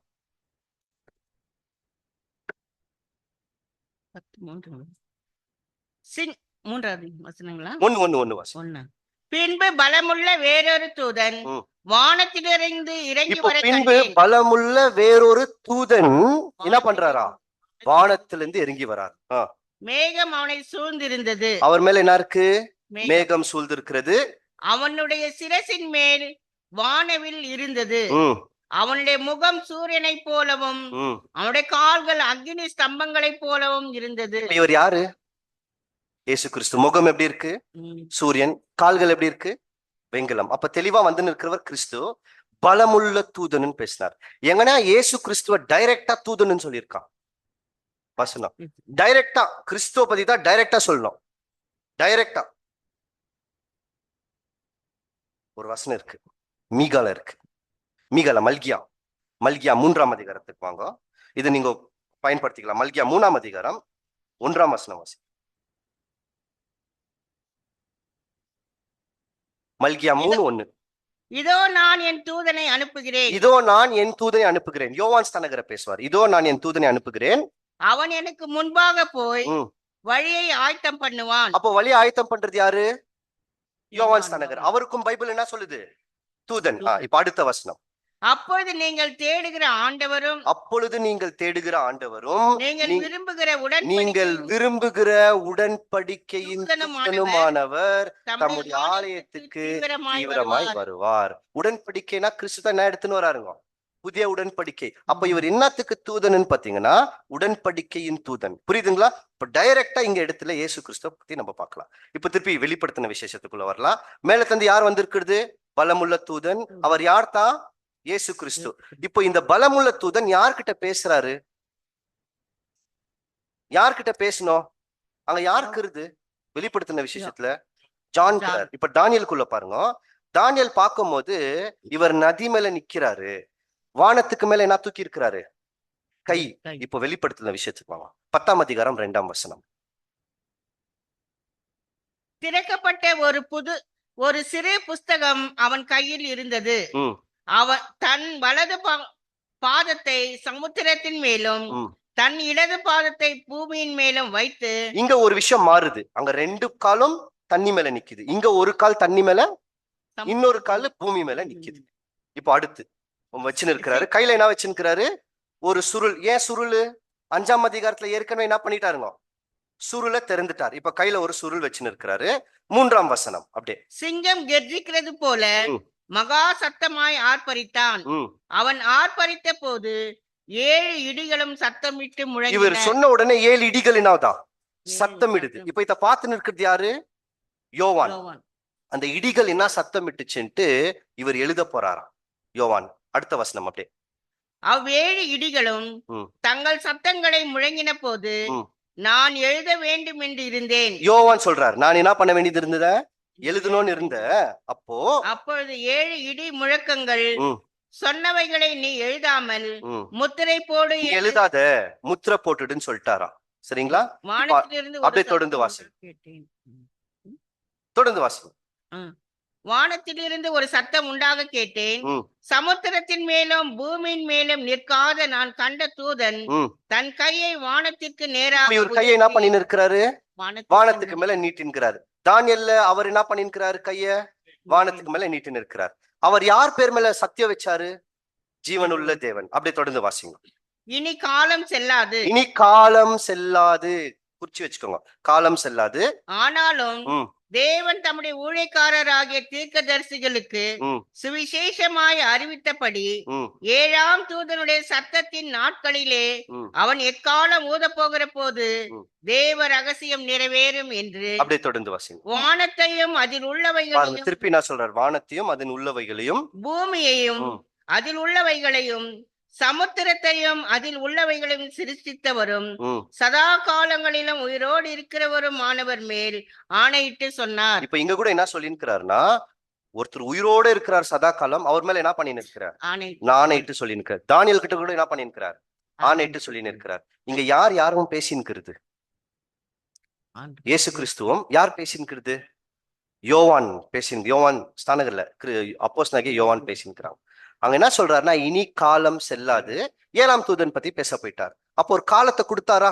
இடி முழக்கம் சத்தம் வந்துச்சா? அதை என்ன யோவான் எழுத போனாருங்களா? அதை என்ன பண்ணாதுன்னு சொல்லிட்டாரு? எழுதாத, முத்திரை போடுன்ட்டாரு. இப்ப இத பார்த்து நிற்கிறது யாரு? இந்த 2 சம்பவத்தை பார்த்து நிற்கிறது யாரு? தானியேல் பார்த்துங்கிறார். பின்னாடி நடக்க போறத முன்னாடி அவருக்கு தரிசனம் காமிச்சுன்னு இருக்கிறார். இவங்க 2 பேர் பேசின்கிறாங்க இல்லைங்களா? அந்த 7 சத்தம் வெளிப்படுத்தின விசேஷத்துல எழுதல, முத்திரை போடுனாரு. தானியேல் எழுத சொல்றார். காலம், காலங்கள், அரை காலம் எழுதி முத்திரை போடுனார் தானியேல. அங்க என்ன சொன்னார்னா, எழுதவே இல்லை, அத முத்திரை போட்டு. அப்போ ஒரு சம்பவத்தை இங்க தந்து ஒருத்தர் பார்த்துங்கிறார். இவங்க 2 பேர் பேசுறது. வெளிப்படுத்தின விசேஷத்துக்குள்ள போனா அங்க 2 பேர் பேசிங்கிறாங்க. இங்க நதி சத்தியம் கொஞ்சமா இருக்கு, வெளிச்சம் கம்மி, டிம். அங்க போனா சமுத்திரம், சத்தியம் பெருசா இருக்கு வெளிப்படுத்தின விசேஷத்துல. இங்க ஒரு கை ஒரு கால் ரெண்டுமே தண்ணி மேல நிக்குது. அங்க டைம் சேஞ்ச் ஆயிடுச்சு. ஒரு கால் பூமி மேல வந்துருச்சு. ஏன்னா வெளிப்படுத்தின விசேஷம் இனி நிறைவேற போகுது. ஒரே சம்பவம் தான். 2 பேரும் ஒரே கண்ணோட்டத்தை வெவ்வேறு டைம் லைன்ல இருந்து பார்த்துங்கிறாங்க. இப்படி எல்லாம் தேவன் என்ன பண்ணிருக்கிறாருன்னா, ரொம்ப அழகா டிசைன் பண்ணி வச்சிருக்கிறார்.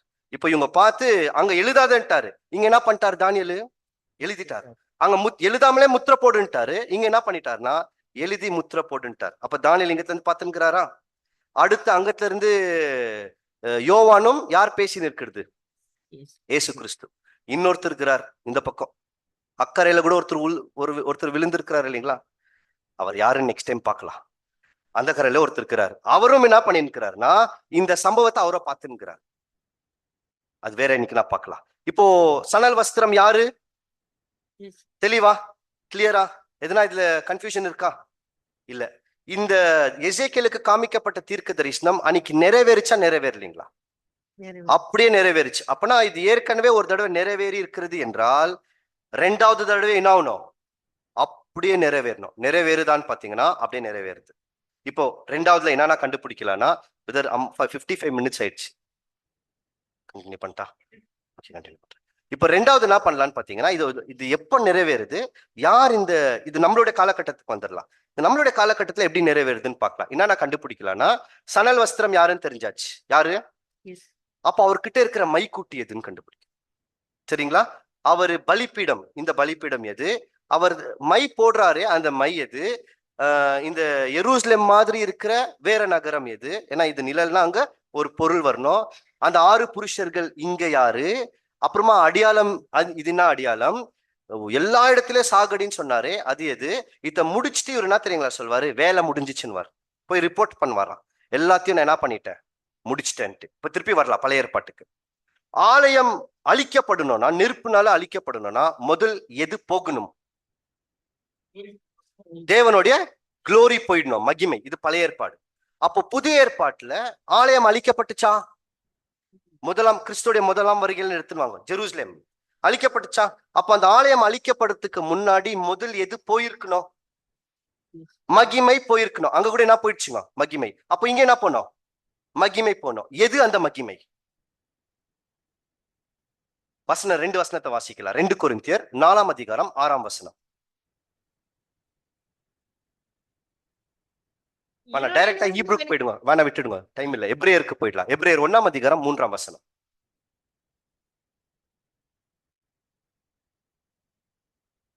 எபிரேயர் 1 அதிகாரம் 3 வசனம்.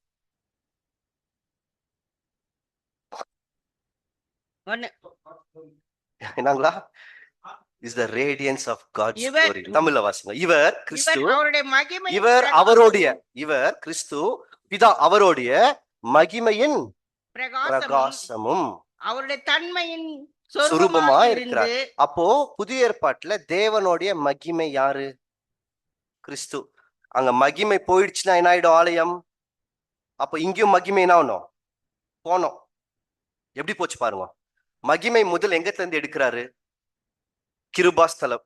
அங்கத்துல இருந்து நகர வாசல், அங்கத்துல இருந்து நகரம், அங்கத்துல இருந்து ஒலிவமலை, அங்கத்துல இருந்து மகிமை போயிடுது. இயேசு கிறிஸ்து தன்னுடைய பலிய செலுத்திட்டார். ரத்தத்தை எங்க ரத்தத்தை செலுத்த வராரு. அவர் எங்க சாகடிச்சாங்கன்னா நகர வாசலுக்கு புறம்பே. அவர் உயிர்த்தெழுந்து வந்துட்டு நகரத்துக்குள்ள வந்தார். 40 நாள் பிரசங்கம் பண்ணார். ஒலிவமலைக்கு போனார், போயிட்டார். ஏன் ஒலிவமலையில இருந்து போனோம்? ஏன்னா பழைய ஏற்பாட்டுல மகிமை எங்கத்திலிருந்து போயிருக்கு? ஒலிவமலையில இருந்து போயிருக்குது. அப்போ இந்த மகிமையும் எங்கத்துல இருந்து தான் போனோம்? ஒலிவமலையில இருந்து தான் போனோம். இப்ப போயாச்சா? இப்போ போன பின்பு தான் அழிவே வந்துச்சு ஜெருசலேமுக்கு. அது வரைக்கும் எருசலேம் என்ன பண்ணல? அழிக்கவே இல்லை. அப்போ எருசலேமோட ஆலயம் வந்து ஏரோது ராஜா போட்டு அது ரொம்ப அழகா மாத்தி வச்சிருந்தாரு. அந்த ஆலயத்துக்குள்ளவே பிலாத்தோடைய ஒரு போர்ட்டிகோ இருக்கும். பிலாத்து இருக்கிற இடம், பான்சியஸ் பைலட், பொந்து பிலாத்து அவர் இருந்த இடம் வந்து, இதுக்கு ஒரு ஹிஸ்டரி இருக்குது பின்னாடி. ஏரோது தான் இதை கட்டியிருக்குவாரு. அவர் வந்து சரித்திரத்துல மார்க் ஆந்தனின்ற ஒரு ராஜா வந்திருக்குவார். அந்த ராஜாவுடைய நினைவு சின்னமாக ஆண்டனியோ ஃபோர்ட்ரஸ் கட்டி வச்சிருக்குவார் உள்ளோ. அதுலதான் பிலாத்து போய் உட்கார்ந்து இருக்குவார். இந்த எருசலேம்ல ஒரு மேன்மைனா, அந்த பிலாத்து இருக்கிற இடத்த யார் போய் பிடிக்கிறாங்களோ ஜெருசலேம் அவங்க கட்டுப்பாட்டுக்கு வந்துடும். அது ஒரு ஸ்ட்ராட்டஜிக் பாயிண்ட், ஒரு யுத்த காலத்துக்கான ஒரு யுக்தியான ஒரு இடம். அங்க நின்னாங்கன்னா ஒட்டுமொத்த ஜெருசலேமே பார்த்துக்கலாம். யார் என்ன செய்யறாங்கோ கிளீனா தெரிஞ்சிடுமா. அந்த இடத்த பிடிச்சிட்டாங்கன்னா ஜெருசலேம் ஆலயம் அழிஞ்சிடும். இந்த சம்பவத்தை நல்லா ஞாபகம் வச்சுக்கோங்க. இப்ப எங்க தந்து தொடங்கணும் அழிவு? ஆலயத்துல இருந்து. இப்ப கூப்பிடுறாரு. கூப்பிட்ட உடனே வந்துட்டாங்க. யார்? சணல் நூல் வஸ்திரத்தை போட்டுன்னு இருக்கிறவர். இவர் வரத்துக்கு முன்னாடி யார் வந்திருக்கிறாங்க? 6 பேரு. ஆனா மத்தியில யார் நிக்கிறது? சணல் நூல் வஸ்திரம். எங்க நின்னாங்க இவங்க வந்த உடனே? எங்க நின்னாங்க? பலிப்பீடம். பலிப்பீடம், ஆல்ட், அந்த பலிப்பீடத்துக்கிட்ட வந்து நின்ட்டாங்க. இயேசு கிறிஸ்து முதலாம் வருகையில என்ன செய்ய வந்தார்? பலி செலுத்த தான் வந்தார். ஆனா ஒரு விஷயம், அங்க பலிப்பீடத்துல பக்கத்துல விக்கிரகத்தை கட்டி வச்சிருந்தாங்க. இப்ப கிறிஸ்துவோடைய முதலாம் வருகை அப்படியே முதலாம் வருகையில கண்டினியூ ஆகும், நம்ம கிட்ட வந்துடும். கிறிஸ்துவோடைய முதலாம் வருகையில கூட என்ன கட்டி வச்சிருக்கணும்? விக்கிரகம் இருக்கணும் இல்லைங்களா? இருந்தது. அது என்னன்னு பார்க்கலாம் கொஞ்சம் நேரத்துக்குள்ள. அப்போ கிறிஸ்து வராரு. இதுல ஒரு சின்ன கேள்வி. பழைய அந்த நிழல்ல வாங்க, அதாவது பழைய ஏற்பாட்டுல அந்த தரிசனத்துல இந்த புருஷர்களை கூப்பிடுறாங்களா? இவங்க நியாய தீர்ப்பு செய்ய வந்தாங்களா? நியாய தீர்ப்பு செய்ய வரலையா? தரிசனத்துல, விஷன்ல, எசேக்கியேல்ல இவங்க நியாய தீர்ப்பு செய்ய வந்தாங்களா? நியாய தீர்ப்பு செய்ய வரலையா? செய்ய வந்தாங்க. அப்ப கிறிஸ்துவும் என்ன பண்ண வந்திருக்கணும்? ஆனா வசனம் என்ன சொல்லுதுன்னு பாத்தீங்கன்னா 2 வசனத்தை வாசிக்கலாம். யோவான் 3 அதிகாரம் 17 வசனம். யோவான் 3:17.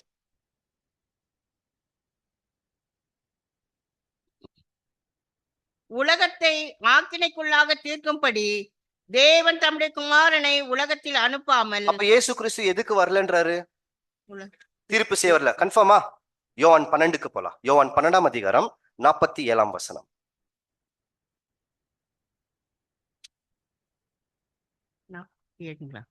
விட்டுருங்க சிஸ்டர், யோவான் 9க்கு போயிடுங்க. 9க்கு போயிடுங்க. யோவான் 9ஆம் அதிகாரம் 39க்கு போலாம். ஒண்ணும் இல்ல, கொஞ்சம் வசனம் ஸ்கிப் பண்ணின்னு போயின்னு இருக்கிறேன். யோவான் 9:39.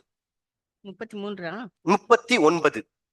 39. அப்பொழுது இயேசு காணாதவர்கள் காணும்படியாகவும் காண்கிறவர்கள் குருடாகும்படியாகவும் நியாய தீர்ப்புக்கு நான் இந்த உலகத்தில் வந்தேன் என்றார். முந்தின வசனம் என்ன சொல்லுச்சு? இப்ப செய்ய வரலையா, செய்ய வந்தாரா? அப்ப ஏன் அந்த வசனம் செய்ய வரலன்னு சொல்லுது? ஒரு வசனம் நியாய தீர்ப்பு செய்ய வரலையா, இன்னொரு வசனம் என்ன சொல்லுது பாருங்க, செய்ய வந்தேன்றார். இது எப்படி தெரியுங்களா? அந்த அடையாளத்தை எடுத்து பாருங்க, கரெக்டா இருக்குது. அந்த எசேக்கியேல்ல தரிசனம் இந்த மனுஷன் வெட்டுறதுல இவர் போடுற அடையாளம் தீர்ப்பு செய்து. கிறிஸ்து நேரடியா ஜட்ஜ்மெண்ட் கொடுக்கல, இவர் பிரிக்கிறார்.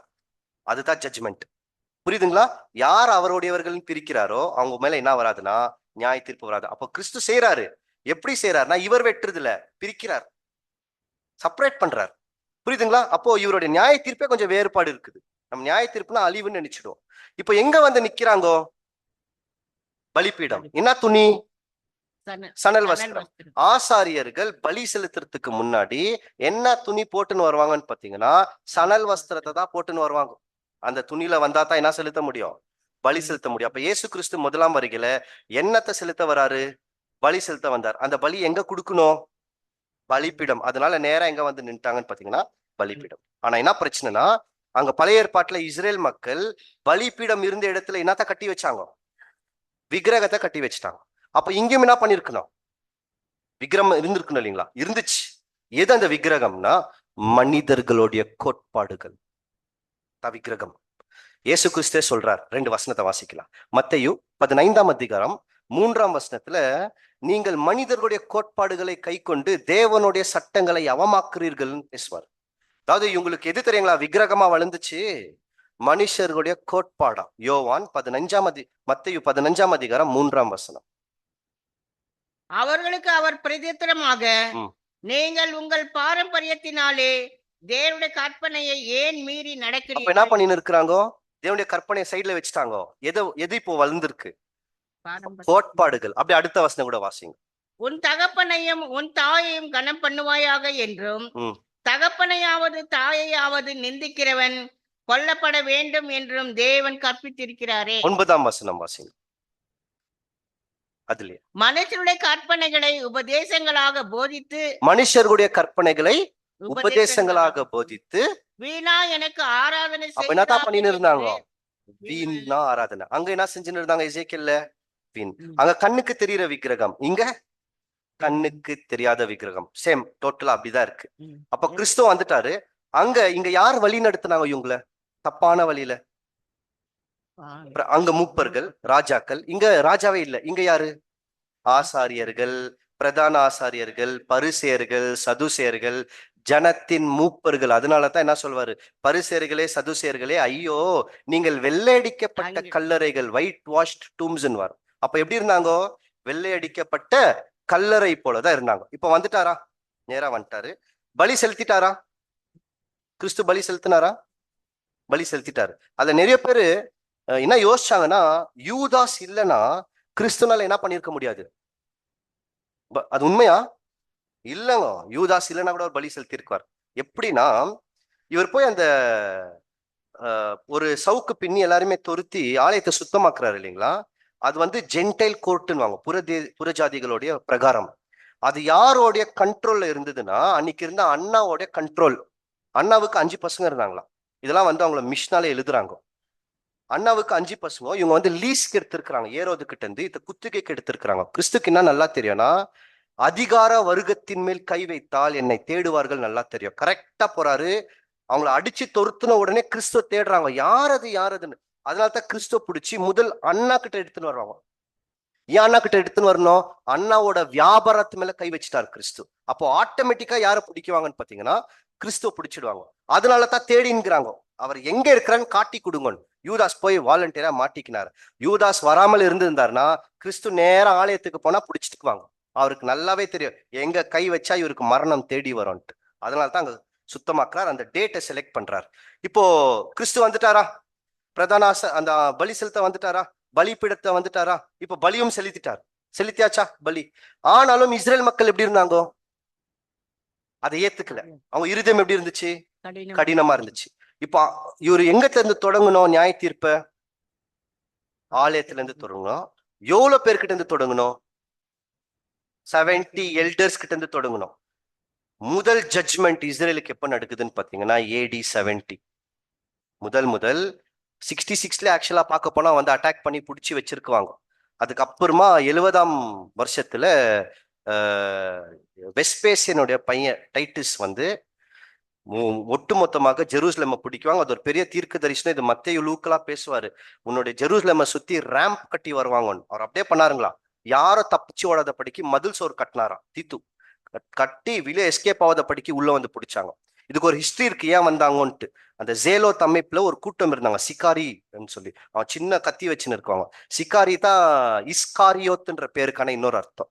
அவங்க போய் ஆலயத்தை பிடிச்சிடுவாங்க. இந்த ஹிஸ்டரி இன்னைக்கு வேணா, வேற என்னைக்குன்னா பார்க்கலாம். இப்போ திருப்பி நம்ம ஸ்ட்ரெயிட்டா பாடத்துக்குள்ள வரலாம். ஒரு ஒரு ஒரு ஒரு மணி நேரம் 5 நிமிஷம் இருக்கு, சரிங்களா? இன்னும் கொஞ்சம் போலாம். இப்போ அந்த மைக்கூட்டு வச்சுன்னு இருக்கிறவர் யாரு? நிழல்ல யாரு? கிறிஸ்து. பொருள்ல யாரு? கிறிஸ்து தான். கரெக்டா? இப்போ வந்துட்டாரா? பலி செலுத்திட்டாரா? அவர் கூடவே யார் எவ்வளவு பேர் இருந்திருக்கணும்? 6 பேர். அந்த 6 பேர் யாருன்னு லாஸ்ட்ல பார்க்கலாம். அவர்கிட்ட என்ன வச்சுன்னு இருக்கிறாரு?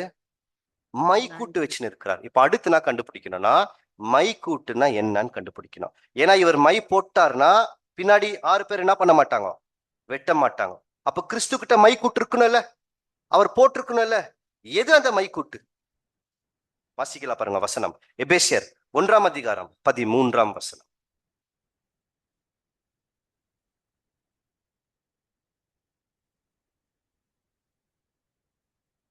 எபேசியர் 1:13.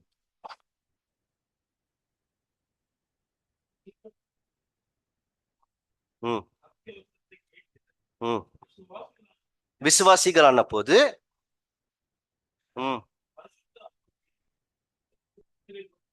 யாருக்குள்ள முத்திரை போடப்பட்டிருக்கிறோம்?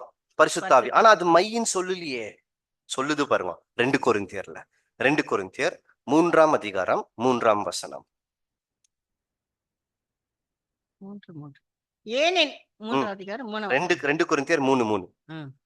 ஏனெனில் நீங்கள் எங்கள் ஊழியத்தினால் உண்டாகிய கிறிஸ்துவின் நிர்வமாய் இருக்கிறீர்கள் என்று வெளியரங்கமாய் இருக்கிறது. அது மையினால் அல்ல, அது மையினால் அல்ல, ஜீவனுள்ள தேவனுடைய ஆவியினாலும் கற்பலகைகளில் அல்ல, இருதயங்களாகிய சதையான பலகையிலேயும் எழுதப்பட்டிருக்கிறது. பலகையில் எழுதலையா? இருதயத்தில் எழுதினாரா? எது அந்த மையின்றாரு? ஜீவனுள்ள தேவனுடைய ஆவி. அப்போ கிறிஸ்து கிட்ட என்ன வச்சுன்னு இருக்கிறார்? மை கூட்டுனா ஜீவனுள்ள தேவனுடைய ஆவி, ஸ்பிரிட் ஆஃப் த லிவிங் காட்க்கு தான். இதுதான் பிரிக்கும். யார் அவருடையவர்கள், யார் அவருடையவர்கள் இல்லைன்னு. அந்த எசேக்கியேல்ல அந்த அடையாளம் போடுன்றாரு இல்லைங்களா? அதோட ஹீப்ரு வார்த்தை வந்து தாவுன்ற வார்த்தை. அது எப்படி போடுவாங்கன்னா, இந்த ஹீப்ரு வந்து 3 ஹீப்ரு இருக்குதுங்க. மோசே எழுதினார் இல்லைங்களா? எந்த எப்ரே எழுத்துக்கோ உயிரெழுத்துக்கே கிடையாது, வவல்ஸே இல்லை, எதுக்குமே இல்லை. அவங்க பேசும்போது மட்டும் தான் வவல்ஸ் பயன்படுத்துவாங்க, எழுதும் போது பண்ண மாட்டாங்க. இவங்க பாபிலோனுக்கு போயிட்டு வந்துட்டு மேல அந்த ஹீப்ரு வந்து ஸ்கொயர் ஹீப்ருன்னு மாறும். ஸ்கொயரா எழுதுவாங்க. அது முடிஞ்சு 7ஆம் நூற்றாண்டு 7th செஞ்சுரியில மேஜராட்டிக் டெக்ஸ்ட் சில யூதர்கள் என்ன பண்றாங்கன்னா அப்பதான் உயிரெழுத்துக்கள் சேர்க்கிறாங்க. அது வரைக்கும் உயிரெழுத்துக்களே கிடையாது. அப்போ அந்த பழைய ஹீப்ரூல இந்த மார்க் எப்படி வரும் தெரியுங்களா? பிளஸ் மதி வரும், சிலுவை மதி வரும். அப்போ எசேக்கியேலோட தரிசனத்துல இவர் அடையாளம் போடுறாரு இல்லைங்களா? அந்த அடையாளம் எப்படி தெரியுங்களா இருந்திருக்கும்? கிராஸ் மதி இருந்திருக்கும். அங்கே தேவன் காமிக்கிறாரு. எடுத்து பாருங்க நீங்க ஓல்ட் ஹீப்ரு, ஏன்ஷியன்ட் ஹீப்ருல இந்த தாவுன்ற வார்த்தை எப்படி வந்துச்சுன்ட்டு. இப்ப திருப்பி வரலாம் இந்த பாடத்துக்கு. அப்ப கிறிஸ்து என்ன வச்சுன்னு இருக்கிறாரு? ஜீவனுள்ள தேவனுடைய ஆவின்ற மை. இத கிறிஸ்து கொடுக்கிறாரா, பிதா கொடுக்கிறாரா? ஆனா தரிசனத்துல யார் கொடுக்கிறது? கிறிஸ்து தானே கொடுக்கிறாரு. அப்போ நிஜத்துல யார் தான் கொடுக்கணும்? கிறிஸ்து தானே கொடுக்கணும். ஆனா நம்மளுக்கு அத்தா கேள்வி, பிதா கொடுக்கிறாரா கிறிஸ்து கொடுக்கிறாரா? அதுக்கப்புறமா நம்மளுக்கு கிடைக்குது. ஆனா நமக்கு பரிசுத்த ஆவிய யார் கொடுக்கிறது? வசனத்தை வாசிக்கலாம் பாருங்க. யோவான் 15ஆம் அதிகாரம். வேணா யோவானுக்கு வேணா, சரி, வாசிக்கலாம். யோவான் 15ஆம் அதிகாரம் 26ஆம் வசனம். யோவான் 15:26. பிதாவிடத்திலிருந்து நான் உங்களுக்கு அனுப்ப போகிறவரும். அப்ப கிறிஸ்து, அப்ப நமக்கு பரிசுத்த ஆவியை அனுப்புனது யாரு? பிதாவா? அந்த வசனத்தை நல்லா கவனிங்க. பிதாவிடத்திலிருந்து நான் உங்களுக்கு அனுப்ப போகிறேன். அப்ப நமக்கு பரிசுத்த ஆவி அனுப்புனது கிறிஸ்து தாங்க. பிதாவோடைய ஆவிய நமக்கு கிறிஸ்து கொடுக்கிறார். இன்னொரு வசனத்தை கூட படிக்கலாம் பாருங்க. லூக்கா 24ஆம் அதிகாரம் 49ஆம் வசனம். லூக் 24:49.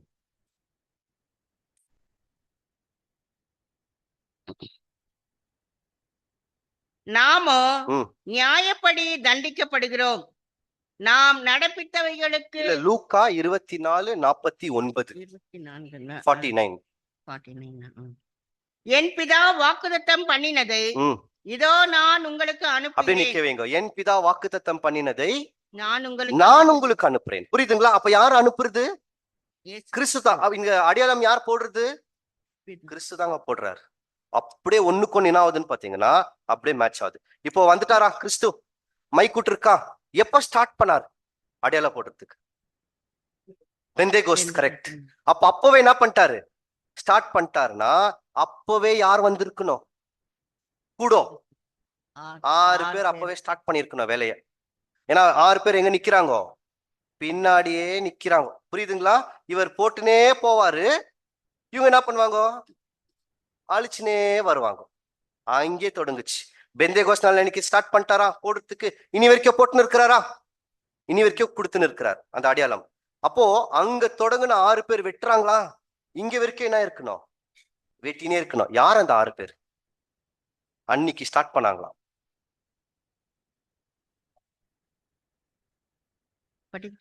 இதுக்கு ஆக்சுவலா டேபிள் இருந்தா தான் கொஞ்சம் ஈஸியா இருக்கும். நான் திருப்பி உங்களுக்கு கொஞ்சம் புரியுற ஆயிடுச்சு. முடிவுக்கு வந்துட்டோம், கிட்டத்தட்ட வந்துட்டோம், முடிச்சிடலாம் சீக்கிரமா. அங்க ஆர்டரை கவனிக்கணும், வரிசை. எசேக்கியேல் 9ல கூப்பிடுறாரு. முதல் யார் வருது? இந்த பட்டணத்தை அழிக்கிறதுக்கு கூப்பிடுறாரா ஆட்களை? முதல் யார் வந்தாங்க? மை கூட்டு வச்சுன்னு இருக்கிறவரா இல்ல 6 பேரா? 6 பேர். அப்புறமா யார் வருது? மை கூட்டு வச்சுன்னு இருக்கிறவர். இதுதானே நடந்தது. அப்ப நிஜத்துல கூட யார் முதல் வரணும்? அப்புறமா யார் வரணும்? மை கூட்டு. வெளிப்படுத்தின விசேஷத்துல காமிக்கிறார். ஃபர்ஸ்ட் அந்த அதிகாரமே எப்படி இருக்குன்னு நான் உங்களுக்கு ஒரு வரிசைப்படுத்தி காமிச்சிடறேன். இங்க கூப்பிட்ட உடனே 6 பேர் வந்தாங்க. அப்புறமா மத்தியில யார் இருக்கிறது? மை கூட்டு. வேலை செய்யும் போது யார் முதல் வேலை செஞ்சது? மை கூட்டு. பின்னாடி யார் போறது? 6 பேர் போறாங்க, ஃபாலோ பண்றாங்க இல்லைங்களா? ரெவலேஷனுக்குள்ள வாங்க. வெளிப்படுத்தின விசேஷம். இயேசு கிறிஸ்து அந்த முத்திரையை திறக்கிறாரு இல்லைங்களா? எவ்வளவு முத்திரை இருக்கு? 7 முத்திரை. ஆனா தேவனோட ஞானத்துல எப்படி தெரியுங்களா பிரிச்சு வச்சாரு? 6 முத்திரையை சைட்ல வைக்குவார். அப்புறமா 7வது முத்திரை கொடுக்கவே மாட்டாரு. இயேசு கிறிஸ்து பத்தி பேசுவார். ஒரு தூதன் வராரு, முத்திரை போடணும்னு வாரு. இது முடிச்சிட்டு மேல 7வது முத்திரையை பேசுவார். அவர் குரூப் பண்ணிருக்கிறார். 6 முத்திரை ஒரு பக்கம், அப்புறமா இயேசு கிறிஸ்து, அப்புறமா 7வது முத்திரையை செப்பரேட்டா வச்சிருக்கிறார். இந்த 6 முத்திரைகள் பூமி மேல் தொடங்குனா 6 அழிவுகள் அப்பவே தொடங்குச்சு. ஏன் 6 புருஷர்கள்னு சொல்றாருன்னா, ஒவ்வொரு முத்திரை, ஒவ்வொரு குதிரை மேல ஒரு மனுஷன் உட்காந்து இருக்கும். முதல் குதிரை போனது, பின்னாடியே மரணம் போச்சு அப்படின்ட்டுலாம் ஒவ்வொன்னா கான்கர் பண்றதுக்கு போனாங்கன்ட்டு. இதோட டிசைன் அப்படிதான் இருக்கும். நீங்க எடுத்து படிச்சு பாருங்க. இது எங்க வரும்னு பாத்தீங்கன்னா ரெவலேஷன், வெளிப்படுத்தின விசேஷம் 6ஆம் அதிகாரத்துக்குள்ள வாங்க. ரெவலேஷன், வெளிப்படுத்தல் 6ஆம் அதிகாரத்துல முதல் என்ன நடக்கும்னு பாத்தீங்கன்னா, நான் அந்த வரிசை சொல்றேன். எசேக்கியேல கவனிங்க.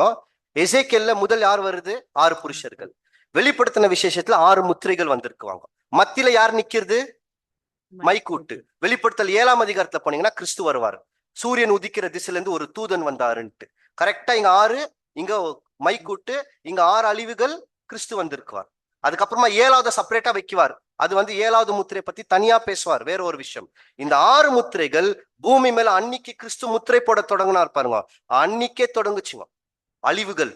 நீங்க எடுத்து பாருங்க, சில ரெஃபரன்ஸ் எல்லாம் நீங்க போய் பாத்தீங்கன்னா, அன்னைக்கே என்ன பண்ணிட்டாருன்னா அழிவுகள் தொடர்ந்து தான் வந்து நிற்குது. இன்னி வரைக்கும் அழிச்சுன்னு தான் இருக்கிறார் பூமியை, கொஞ்சம் கொஞ்சமா. அங்க ஜெருசலேமுக்கு நேரடியா அழிவு வந்துச்சு. குழந்தைனோ பார்க்கல, பெரியவங்களோட பார்க்கல. ஆலயத்துல இருந்து தொடங்கினார், ஆலயத்தை அழிச்சிட்டாரு. இன்னி வரைக்கும் எடுத்து பாருங்க. ஒரு சின்ன உதாரணம், 5 வருஷத்துக்கு முன்னாடி வந்த கொரோனா சின்னங்களோ பார்க்கல, பெரியவங்களோ பார்க்கல. இதெல்லாம் என்னன்னு பாத்தீங்கன்னா பூமி மேல் அடிச்சு நிற்கிற 6 வாதைகள் அன்னிக்கே கொடுத்துட்டார். 6 வாதைகள் இவர் முன்னாடி அடையாளம் போட்டுன்னு போயினே இருக்கிறார். நெத்தி மேல முத்திரை, பின்னாடி என்ன இருக்கு, வெட்டினே வந்து நிற்கிறாங்க. அதுல வெளிப்படுத்தல் 7ஆம் அதிகாரத்துல எவ்வளவு பேர் மேல முத்திரை போடுன்றாரு? 1,44,000, 1,44,000 பேர் மேல என்ன போடுவோம்? முத்திரை போடுவோம். அப்போ அதுல கேள்வி வரும், எல்லார் மேலயும் போடுவாங்களா இல்ல வெறும் 1,44,000 பேர் மேல மட்டும் போடுவாங்களா? ஆனா எபேசியர்ல என்ன சொல்வாருன்னு பாத்தீங்கன்னா, நீங்கள் விசுவாசிகளான போது நீங்கள் வாக்குத்தத்தம் பண்ணப்பட்ட பரிசுத்த ஆவியை முத்திரையாக பெற்றுக் கொண்டீர்கள். அப்ப நம்மளாம் வாங்கிட்டோம் தானே. அப்ப ஏன் அவங்க மேல மட்டும் சொல்லுதுன்னா, ஒண்ணு இல்லைங்க, எல்லார் மேலயும் கொடுக்கப்படுது. ஆனா நம்ம பரிசுத்த ஆவியை அவிழ்த்து போடாதீர்கள். Do not quench the spirit இருக்கு ஆங்கிலத்துல. அது என்ன அர்த்தம்னா, நம்மளுக்கு பரிசுத்த ஆவி கொடுத்துட்டாரா, இந்த பரிசுத்த ஆவியை அழிச்சு போடுறது யார் தெரியுங்களா? நான் தான். ஆனா 1,44,000 பேர் சாகுற வரைக்கும் அழிக்க மாட்டாங்க. மீதி இருக்கிறவர்கள் என்ன பண்ணிடுவாங்கன்னு பாத்தீங்கன்னா, அடையாளத்தை அழிச்சிடுவோம். அவங்க மட்டும் தான் அடையாளத்தோட சாவாங்க. இதான் வேறுபடுத்தி நிற்கிறார். அன்னில இருந்து என்ன பண்ணி நிற்கிறார்னா, பிரிச்சுன்னு வந்து நிற்கிறார். அந்த ஆயிடுச்சு, நம்ம முடிவுக்கு வந்துட்டோம். இது ஆக்சுவலா பார்க்க போனா பவர் பாயிண்ட் இருந்தா அந்த ஆர்டர்லாம் உங்களுக்கு காமிச்சிருக்குவேன். கொஞ்சம் சீக்கிரம் முடிச்சிடல, ஆயிடுச்சு, ஒரு 2 மினிட்ஸ் முடிச்சிடறேன். இது சிம்பிளா சுருக்கி சொல்லிடுறேன். இப்ப இயேசு கிறிஸ்து அன்னைக்கே முத்திரை போட தொடங்கிட்டாரா? மைக்கூட்டு வச்சு நிற்கிறாரா? ஹோலி ஸ்பிரிட் பரிசுத்தாவிய முத்திரை போட்டுனே வந்து நிற்கிறாரு. அன்னைக்கே என்ன தொடங்குச்சு? ஜெருசலேம்ல இருந்து அழிவு ஸ்டார்ட் ஆயிடுச்சு. ஒரு வாதைகள் அன்னைக்கே தொடங்கின்னு வந்து இன்னி வரைக்கும் 6 வாதைகள். நீங்க சாம்பிள் எடுத்து பாருங்க. 6வது வாதையை பத்தி படிச்சீங்கன்னா, அந்த 6வது வாதை என்ன சொல்வாருன்னா, மகா நாள்னுவாரு, கிரேட் டே ஸ்டார்டட்னுவாரு. நீங்க எடுத்து வாசிங்க சிஸ்டர். வெளிப்படுத்தின விசேஷம் அதுலயே 6ஆம் அதிகாரம் 12ஆம் வசனம் பாருங்க, 17 பாருங்க, 17. அவருடைய இது வந்து அந்த 6வது முத்திரையை ஒடிக்கும் போது சொல்வார், அவருடைய கோபாக்கினையின் மகா நாள் வந்து விட்டது. அப்போ அவருடைய கோபாக்கினையின் மகா நாள் வந்து விட்டது. இது எந்த முத்திரைக்கு சொல்றாரு? முந்தின வசனம் பாருங்க, 12ஆம் வசனம் வாசிங்க. அதுலயே அவர் 6ஆம் முத்திரையை உடைக்க கண்டேன். அப்போ 6ஆம் முத்திரை ஒடிச்சாருன்னா எந்த நாள் தொடங்கிச்சு? பூமி மிகவும் அதிர்ந்தது. ஒரு கோவாக்கினையுடைய மகா நாள். இது எந்த நாள் மகா நாள்? கோவாக்கினியோட மகா நாள், டே ஆஃப் வெஞ்சன்ஸ் சொல்லலாம். அது எப்ப தொடங்குச்சுங்க?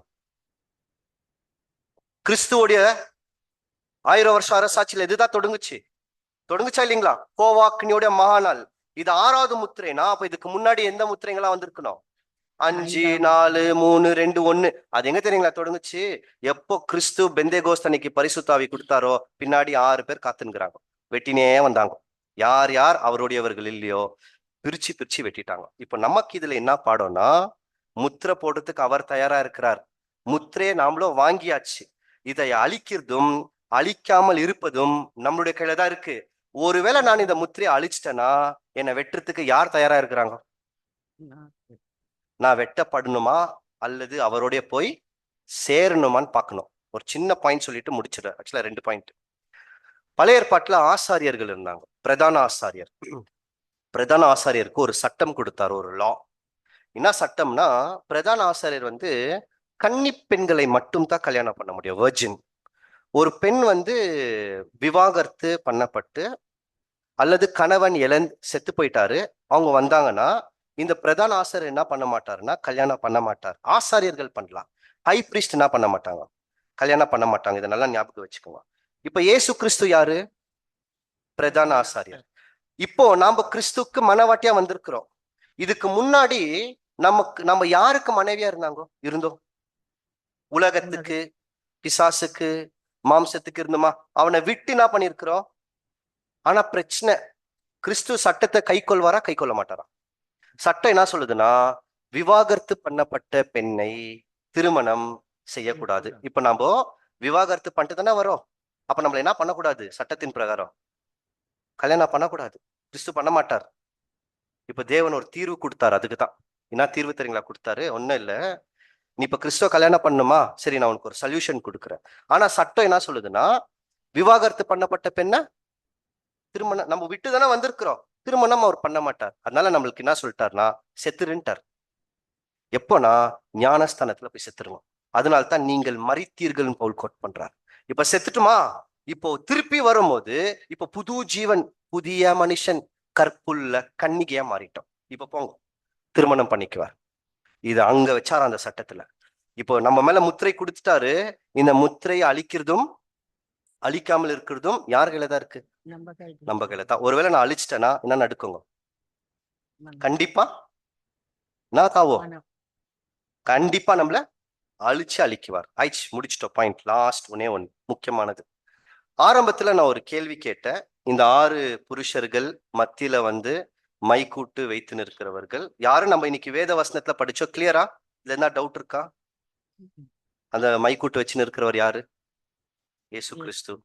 கூட 6 பேரு அன்னைக்கும் வந்தாங்க, இங்கேயும் நடந்து நிற்குது, வாதைகள் நடந்து நிற்குது.